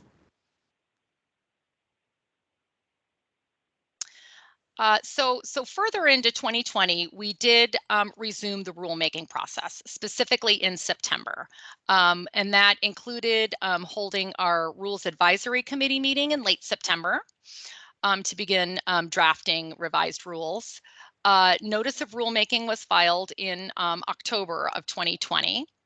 And then the boards, subsequent to the public comment period, approved final rules in December of 2020. Those permanent rules were filed December 22nd, effective for claims for services provided December 23rd or thereafter. So officially at that point in time, our rules were filed and formally clarified that the actual reimbursement amount was that lesser of contracted billed or cap rate. So sort of by way of overview, that's kind of what the rulemaking process looked like. And I do note, as that last bullet notes, when the permanent rules were filed in December of 2020, they were effective for claims provided 12/23 or thereafter. So they were filed that lesser of criteria in the rule was applicable on a prospective basis. And Margaret, this is Ollie. I can just confirm that it was the executive department that requested that we put the rules on hold for that period of time, given the circumstances with the hospitals and COVID. So thank you. Thanks, Ollie. Are there any questions before we move ahead with the updated data from Mercer?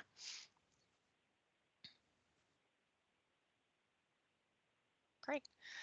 Well, hearing none at this point, I will invite Emery and James to step up and start with review of the report. Thank you, Margaret. This is Emery Chen with Mercer. So the agenda, as we're going to cover today, we're going to go through a recap of the results. So basically just kind of talking about what we talked about last month in the meeting and the follow-ups that we took for this meeting. We will go over some of the contractual changes, so a little bit more detail about some of the changes in the rules, as well as the results of those that Margaret outlined. And then we'll also take a little deeper look at the 2021 inpatient results, which I think had the most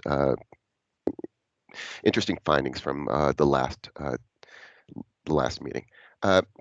We did actually ask for responses from plans about the contractual changes and the rate changes in 2020 because of the differences in the newborn and how I guess the contracts and how the billing and the charges were paid. We wanted to make sure we captured from the plans essentially in their words what essentially happened in the time periods, and we'll go over that as well. And if we have time, there's 2020 outpatient results that we can cover, and then there's additional detail in the appendix. Moving on to the next slide. Just to go over the data and assumptions before we get to the actual information. This is essentially the data time periods that we captured. For PEBB, everything's pretty much on the calendar year. For 2021, we captured data through May of May 31st of 2021, so it's only a partial year. For OEB, the data that we show for 2020 is actually on the plan year. And then we kind of have a little bit of a gap when we show 2021 data is just because we're trying to tie into the rules revision. So we just show data from January of, I should actually say 2021 to March of 2021. We do include OEB-PEB data for MODA, Providence, and Kaiser, and there are some data limitations, actually, which we're going to go to on the next slide that we want to just bring up in this case. Can we move on? Thank you. One issue that we've found, I guess, subsequent to last month's meeting, and we're still working through, especially since, and this is impacting the hospital audit data. So, you know, in order to verify that the plans have met the requirements of the 200% Medicare cap, there's some interesting, I guess, findings from the data when we were pulling it from the IBM Watson data, which is what OEB and PEB have for their data warehouse, and this is the source of the data that we show here. So the data that we have been showing doesn't always match on the DRG to the DRGs that are used to pay the facilities. As we're still working through this, it appears that some of the procedure codes and maybe diagnosis data aren't quite being populated in the data warehouse, and therefore it's not necessarily capturing the correct DRGs. So in some of the cases, when we're looking at the inpatient data by DRG, it's not absolutely apples to apples that every single DRG that we show is the DRG that is paid at. We know that might cause some issues. We asked about it with the plans when we're talking about the newborns, just to try to verify that what we're seeing in the data is correct. And generally, I think directionally it is correct. I think if we match exactly DRGs and DRGs, there might be some that aren't there, but many of the normal newborns are normal newborns. Some of them may have moved into a higher DRG classification and got paid differently as a result. But generally, I think it's in line. So while we wouldn't necessarily say match it to the exact dollar or penny, the findings are still essentially valid in this case. Okay, moving on. A recap of results.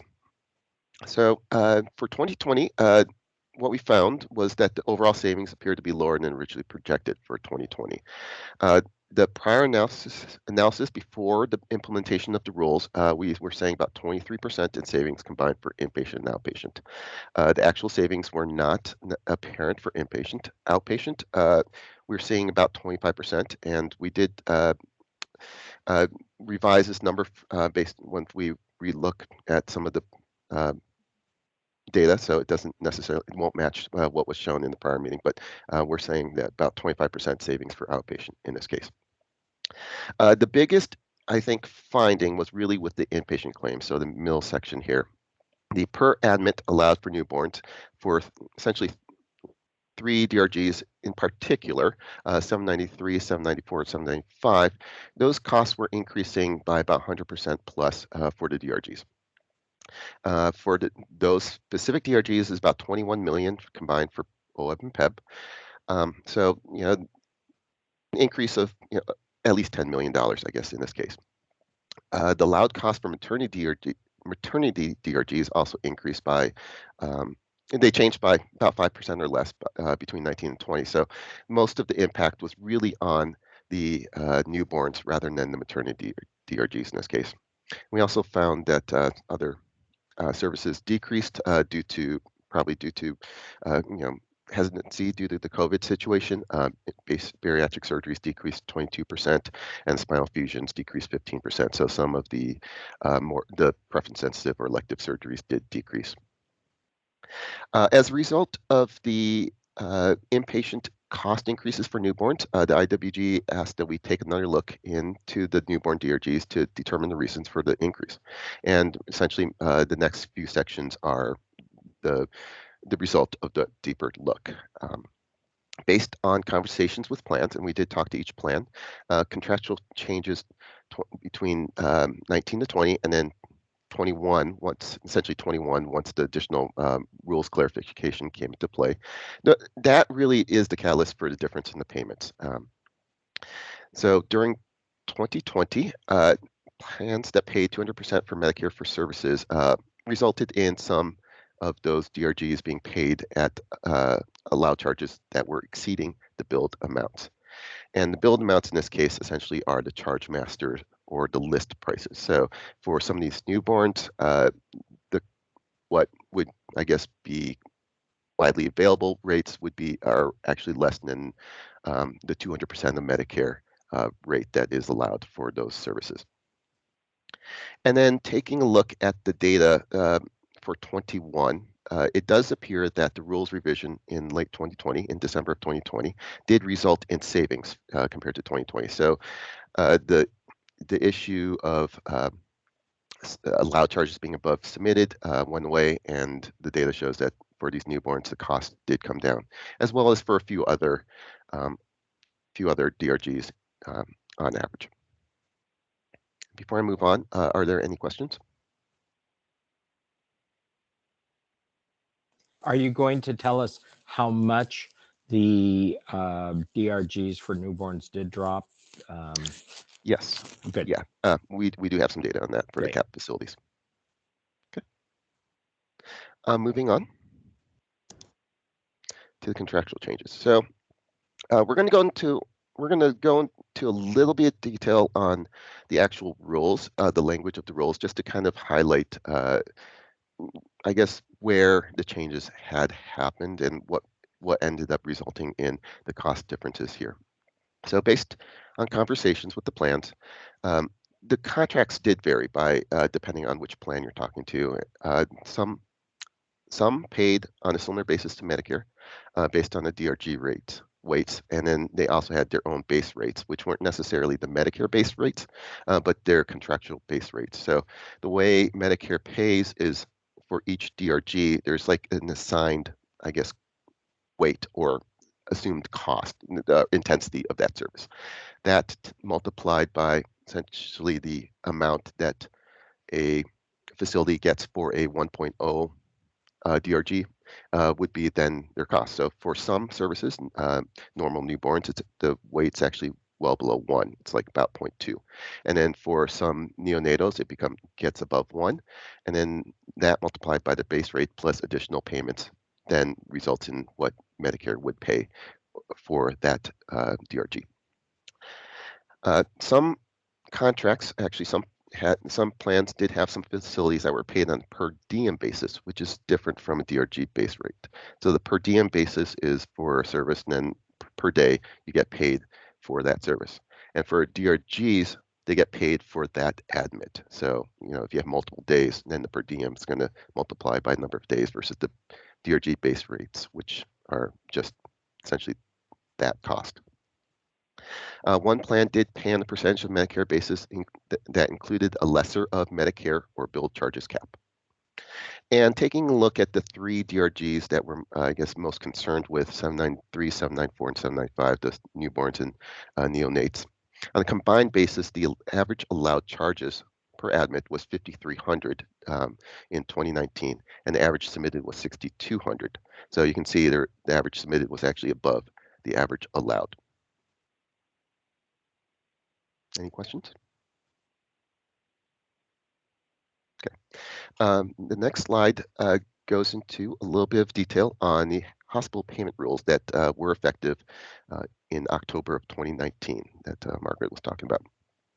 So this talks about the maximum reimbursement for each claim that's subject to the rules. Essentially, it's 200% of Medicare if you're in network is the maximum amount, and then if you're out of network is 185%. Any amounts above that amount should be returned, and it doesn't cap or require that you to pay on a fee-for-service basis, but you can pursue an alternative method that maintains total payments while taking into account the limits. So you can have value-based payments, capitation payments, unbundled payments, as long as overall you're not above the 200% of Medicare cap, or one, I guess, in this case. And then for purposes of the rules, you just describe the different the DRGs and what how Medicare would be reimbursing the claims. Okay. Moving on. So as a result of these rules, what ended up happening in 2020, plan year 2020, was that it's for the plans, they essentially negotiated contracts at 200% of Medicare. The contract did not include a lesser of 200% of Medicare or bill charges. So if claims are submitted at a lower amount, the plans pay the facilities at 200% of Medicare. And this was essentially the result. This ended up in the DRGs being increasing quite a bit, especially for the newborns.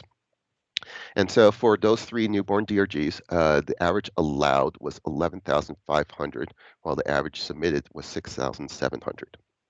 So the submitted amounts did go up, but obviously compared to 19, but the allowed amounts went up considerably more, the 100% plus in this case. I have Yes. a question. So as part of this, that the hospitals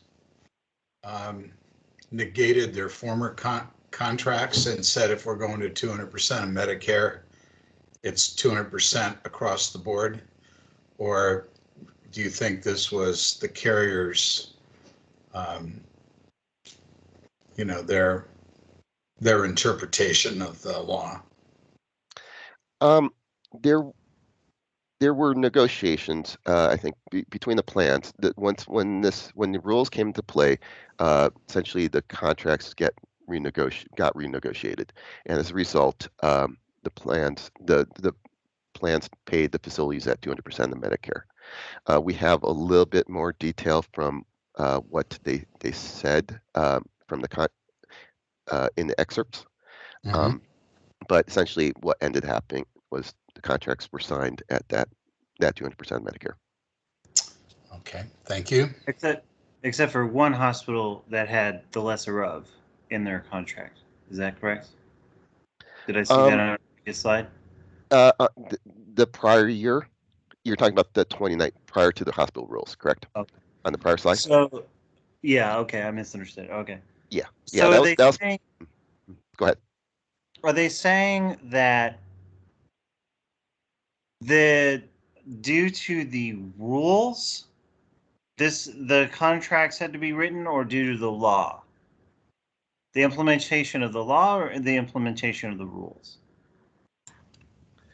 I think they didn't. We can go through. I think one of the plans, MODA in particular, MODA stated that there was some controversy as to how the rules were written, and that ended up leading to. We'll go into the detail on that slide, but there was some controversy, and so ended up it being 200%. I think the other plans didn't say didn't bring up that point. It's more of a, what ended up happening was 200% of Medicare was being paid. This is James. Let me jump into just to say that it is not completely clear how much negotiating pressure leverage from the hospitals led to this result versus a good faith effort at reading the language of the law and the rules. I suspect that there's some of both, Sean, but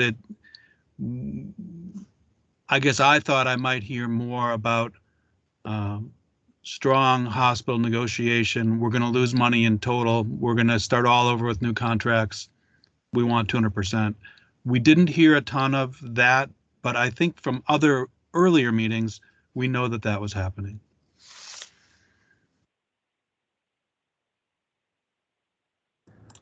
Okay, we can go on. I'll have more comments later. Okay, all right. We just lost the presentation. Well, I'll just say while we're getting their screen back, the end of this is that we may be able to identify any needed further adjustments to how we go forward. This is pretty unique contract or provision, and you know, there's bound to be some areas that need to be shored up as we go along. We just need to be diligent. Emery, it sounds like we are already, though, now at the point since December 23rd, 2020, paying the submitted amounts for the 3 DRGs, not the 200% allowed amount. Is that correct? Yes, Yeah.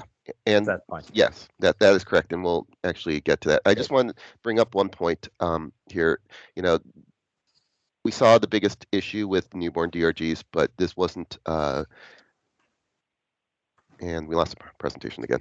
Here we go. Okay, and it's not just on those DRGs. There were a few other DRGs as well, and it wasn't, you know, every single one, but there are some cases where additional allowed was above submitted, and in total it was about 53 million allowed compared to like 30.6 million for those admits. So the newborns, I think, was the biggest because you have the most, and they had the biggest issue. But you know, for a few other admits as well, there were payments above the submitted charges in this case. Okay.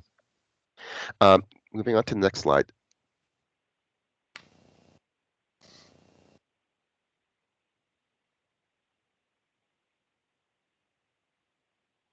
Thanks. So just really the bold and italicized section that we Mercer inserted here.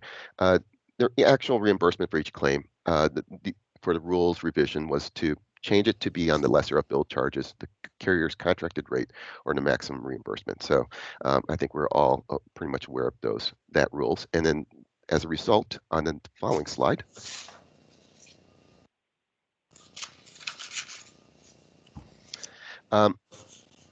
paying at the lesser of the billed charges or 200% of the Medicare resulted in, for those newborn DRGs, the average allowed charges going back down to $5,500 compared to an average submitted of $6,400. So essentially, on average right now, $6,000 less. I think it was $11,500 previously for those DRGs. Now it's down to $5,500 on the average allowed charges. The submitted amounts did go down a little bit, but from $6,700 to $6,400. But you know, but overall, the rules revision did result in, I guess, the savings that we might have expected originally. There's other DRGs as well that have decreased. In particular here, the procedures for BCD, essentially bariatric surgery, decreased 11%. The one caution as we look at the data in a little bit more detail, because we are talking about a partial year, and we are, you know, capping it on essentially claims after January 2021. The admits for longer term or more intense, you know, larger claimants may not actually be in this data. So comparing average allowed might not be exactly the same compared to 2020, but does directionally provide the savings. Moving on to the actual data. Okay, so on page 14 here, we show the data on the allowed cost per admit. And so on the table, for the capped hospitals for 2021, average allowed admits is about 26,000, and that's an 18% decrease compared to 2020, which was a $32,000 average allowed per admit. And just for comparison's sake, the increase over in 2019 was about 5%. So the savings for inpatient appear to be there now in 2021 as a result of the lesser of billed or contracted rates in this case. Taking a look at some of the uncapped hospitals facilities, the average allowed per admit is actually basically unchanged between 21 and 20, 18,400 compared to 18,400. Washington, Idaho combined did see a big decrease, but that's actually skewed by a $9 million large claimant in 2020. So that 44% is really decreases due to that. So overall for OEB-PEB, it's about 20% decrease in this case. OEB saw a little bit bigger decrease, about 25% on the average allowed per admit. And then again, you know, with the $9 million large claimant, that makes a bigger impact. And then PEB's about 16% decrease. So the hospital rules revision here shows, you can see the impact of that in this table.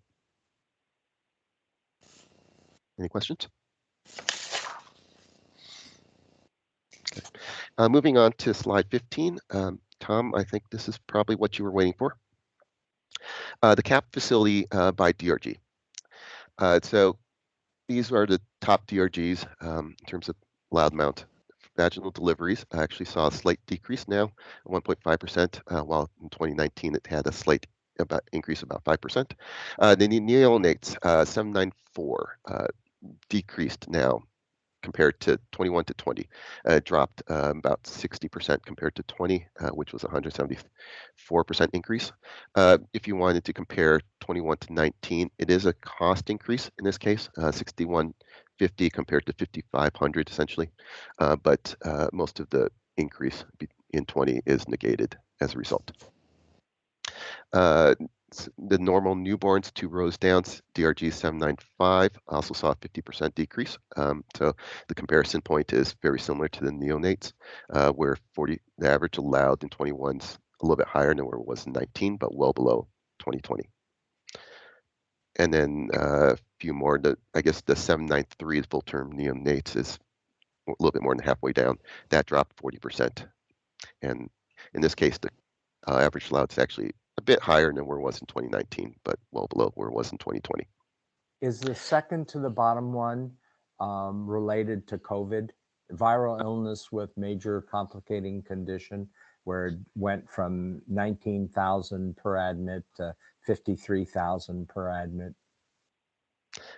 Yeah, I would believe so. I think that would be where there would be some COVID cases. Okay. Thank you.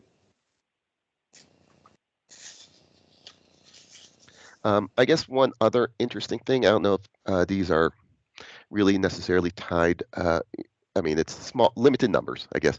There's a couple of COE procedures, spinal fusion, DRG 460, and the one right below it, medical back prompts 552.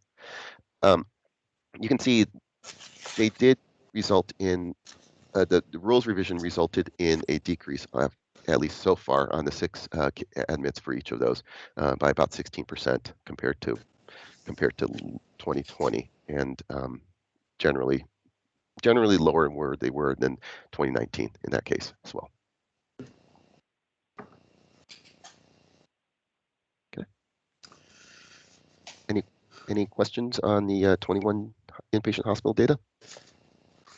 So in terms of conclusion, it was the where we had identified the problem of 200% of Medicare versus allowed versus contracted rate. And because of the pandemic and the executive action to put the rule that was made in spring of 2020 in place, we ended up having these skewed 2020 results. And now that the rule is in place, we are back to where we had thought we would be. Is that a fair summary? Yes. Okay. So I don't Okay. think, yeah, okay, I'll shut up. Yeah, like, okay. Having said that, I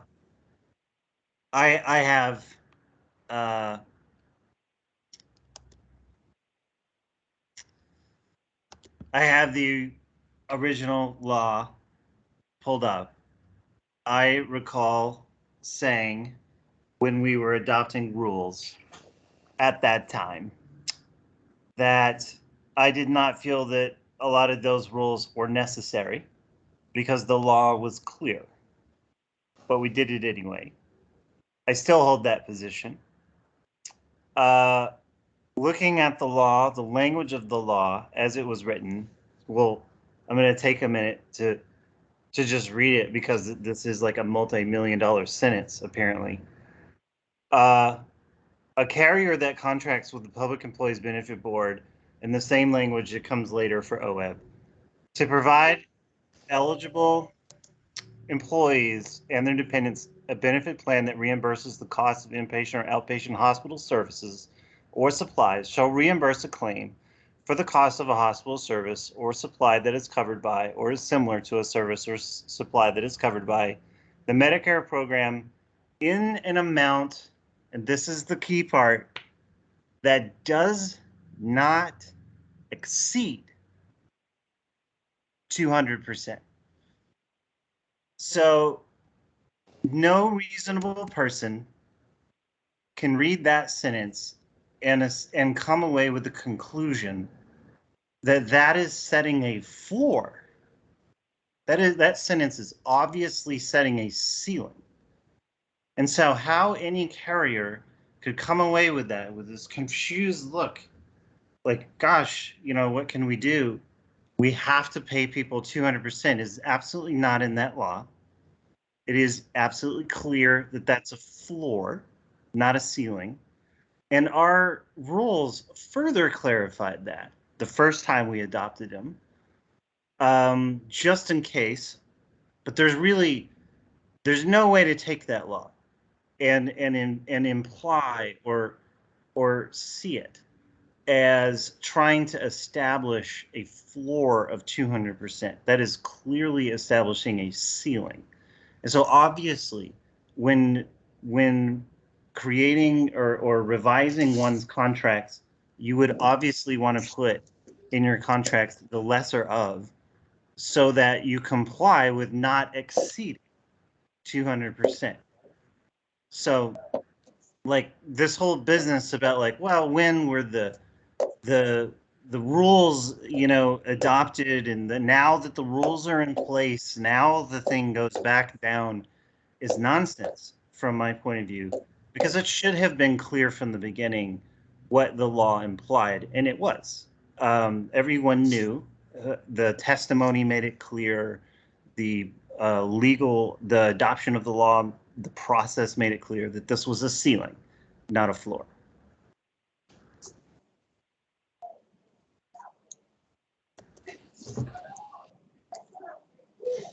So I have a question about just previous build.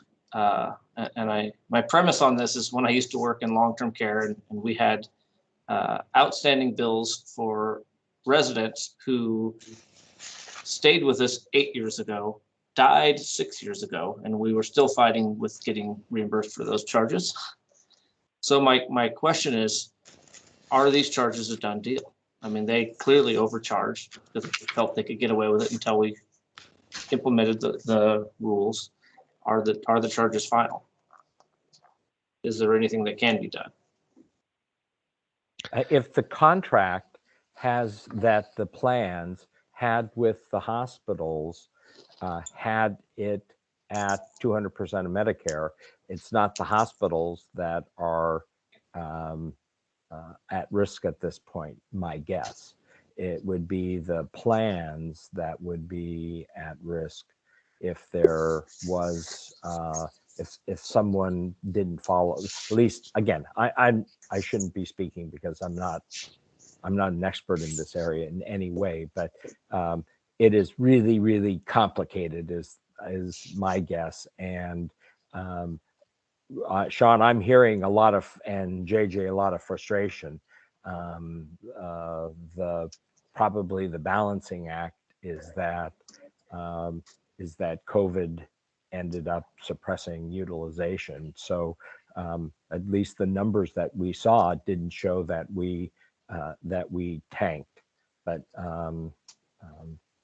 the good news is it sounds like we've righted the ship. The bad news is we took on a lot of water that we shouldn't have for several different reasons, and it'll be very complicated to figure out what to do. So Jeff, you being the sage, wise one, now you have to tell us what we do. Well, obviously we responded to some inquiries on rulemaking. Sean's point's taken. I'm not sure anybody on this call is expert in contracting with providers. I'm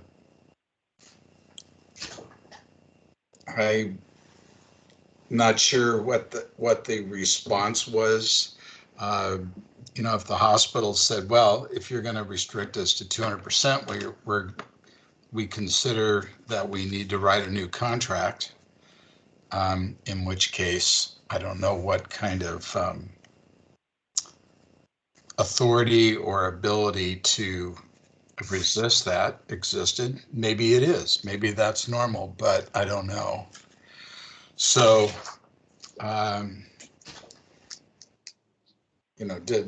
did the hospitals push back and say, if we're going to go to 200%, we're going to 200% of charges?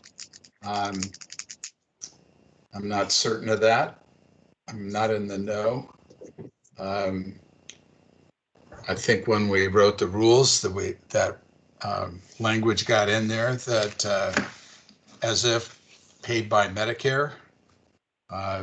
That's a complexity that came into play. So I feel like I'm over my skis here. Well, so I have a couple of questions. Sorry, JJ. I know you're trying to jump in here too, but to follow JJ's point, as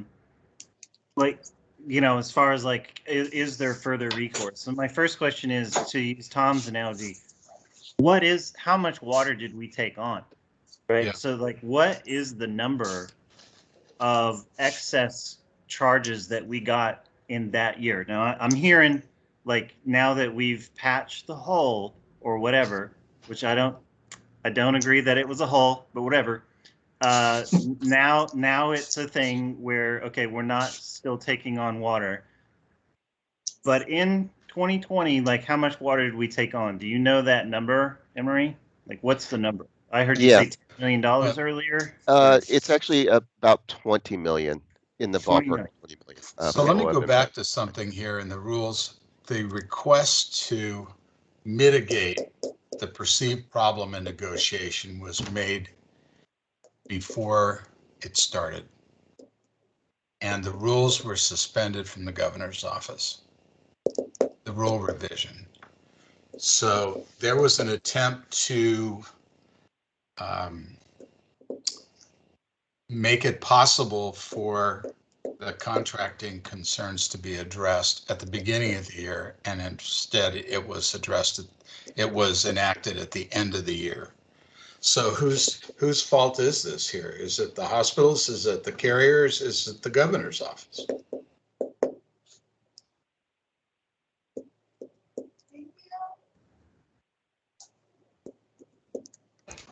JJ, you're unmuted. I want to keep talking here over you if you want to jump in, but I have that. I mean, all I care about is the end game. I don't care about who was and what. It's irrelevant to me. All that I care about is there any action that can be done? And I have no idea what the answer is to that. I mean, I would defer to someone at OHA or DOJ to say yes or no on that. And if the answer is no, then cool. Then we move on and we've done what we can. Yeah, that's level-headed. I mean, I think it's worth pursuing the question, $20 million, regardless of the rules, I still feel like the law was clear.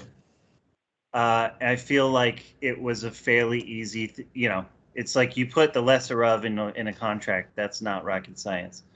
So, can we pursue that $20 million? That's a question. And I'm not asking it to be answered right now, but that feels like a question that we pursue. Sure. And the second thing is, and Emery, I know you're not done with, necessarily with your whole, but my other question is which carriers are we talking about? What hospitals? Where? Are we talking, is Kaiser, is it Providence? Is it Moda? Is it Kaiser? Is it all three of them? Did they all at the same time? Is it the exact same amount? Did the hospitals clearly were the hospitals acting in unison? In which case we're talking about price fixing. I mean, what is this? What's that look like? Do we have information on that? who are we talking about? Yeah, so I think I know for sure. It's Moda and Providence definitely had some. I think Kaiser did. I'll have to double check on Kaiser. I'll have to double check the data on them. There might have been, but it it was across multiple facilities. It wasn't just one, but multiple facilities ended up getting paid, getting allowed amounts above the submitted in this case.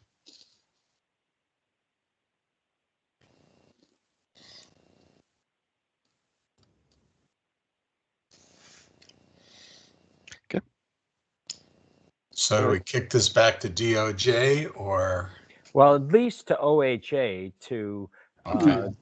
Yeah. work with with the carriers to understand what's in the contracts, because if the hospitals followed the contracts, then the hospitals, they're just following the agreement, and then it would be some discussion of the question is, are the plans at risk because they didn't follow what Sean is talking about as what was obvious in the legislation. Now, my guess is that in there's a lot of laws that are passed, and any of them that have technical components, everybody waits for the rules. That yes, there's the law, but until you get the administrative rules worked out, things don't move forward. So that's I think that the other, the all the players that you talked about as being part of this result, we are part of it. And I think the boards did their job in terms of actively, and OHA did their job of identifying the problem and having their boards vote to diminish or eliminate this problem, and it got put on hold. So I think there's enough to go around. Now, it's also like almost 4 o'clock, so I don't know. We're not going to solve this conversation. I think we've raised the issues, though, and I think OHA administration needs to look at it. And if they feel that there's an issue, they need to bring it to DOJ and let that process work. But we're not going to solve this. Yeah. We're not going to solve this today. We've announced our outrage, though. Okay, so Ali, do you have any guidance? No, I mean, I think there's still some information to put together. I mean, the innovation work group should always put together a memo, that we can take to OHA or other entities to see about getting some direction. That to me, I guess, would be the likely next step after getting all the information that we need to really determine what next steps there are. Okay. I mean, what I'd like to see, and this is just one guy, but I'd like to see some communication sent to OHA with the message that we believe that our members were overcharged $20 million based upon the law. So we would like OHA to do an analysis to determine whether or not that presumption is accurate, and if so, is there any legal recourse? Very reasonable. Okay. I agree. All right. Well, the 4 o'clock hour has come, and we do have public comment which we appreciate. So do we have somebody representing the letter that was submitted to us?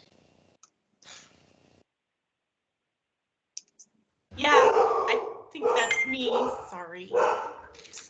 Yeah, Kristen Isaacson is on the line, and Kirsten Isaacson, I'm sorry, is on the line. I apologize for the sound difficulties.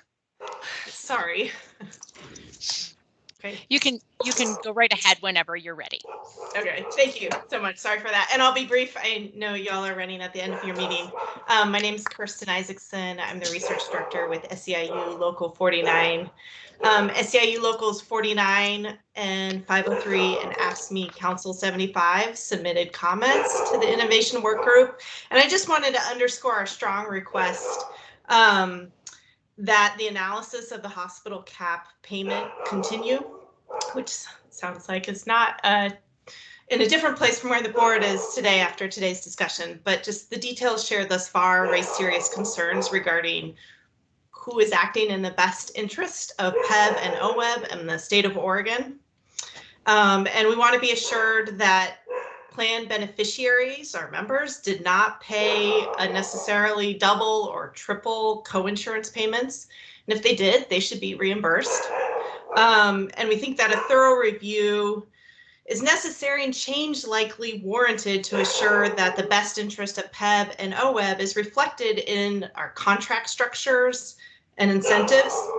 And frankly, if the contracted rate depends on negotiations, so if the carriers aren't able to do that, maybe OEBB and PEBB need to do it directly.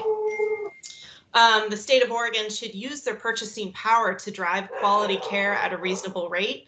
And it seems like reflecting on how the payment cap was implemented serves as a wake-up call about our ability to do that. So we look forward to not only solutions to this present problem, but applying the lessons learned to prevent future ones. Thank you.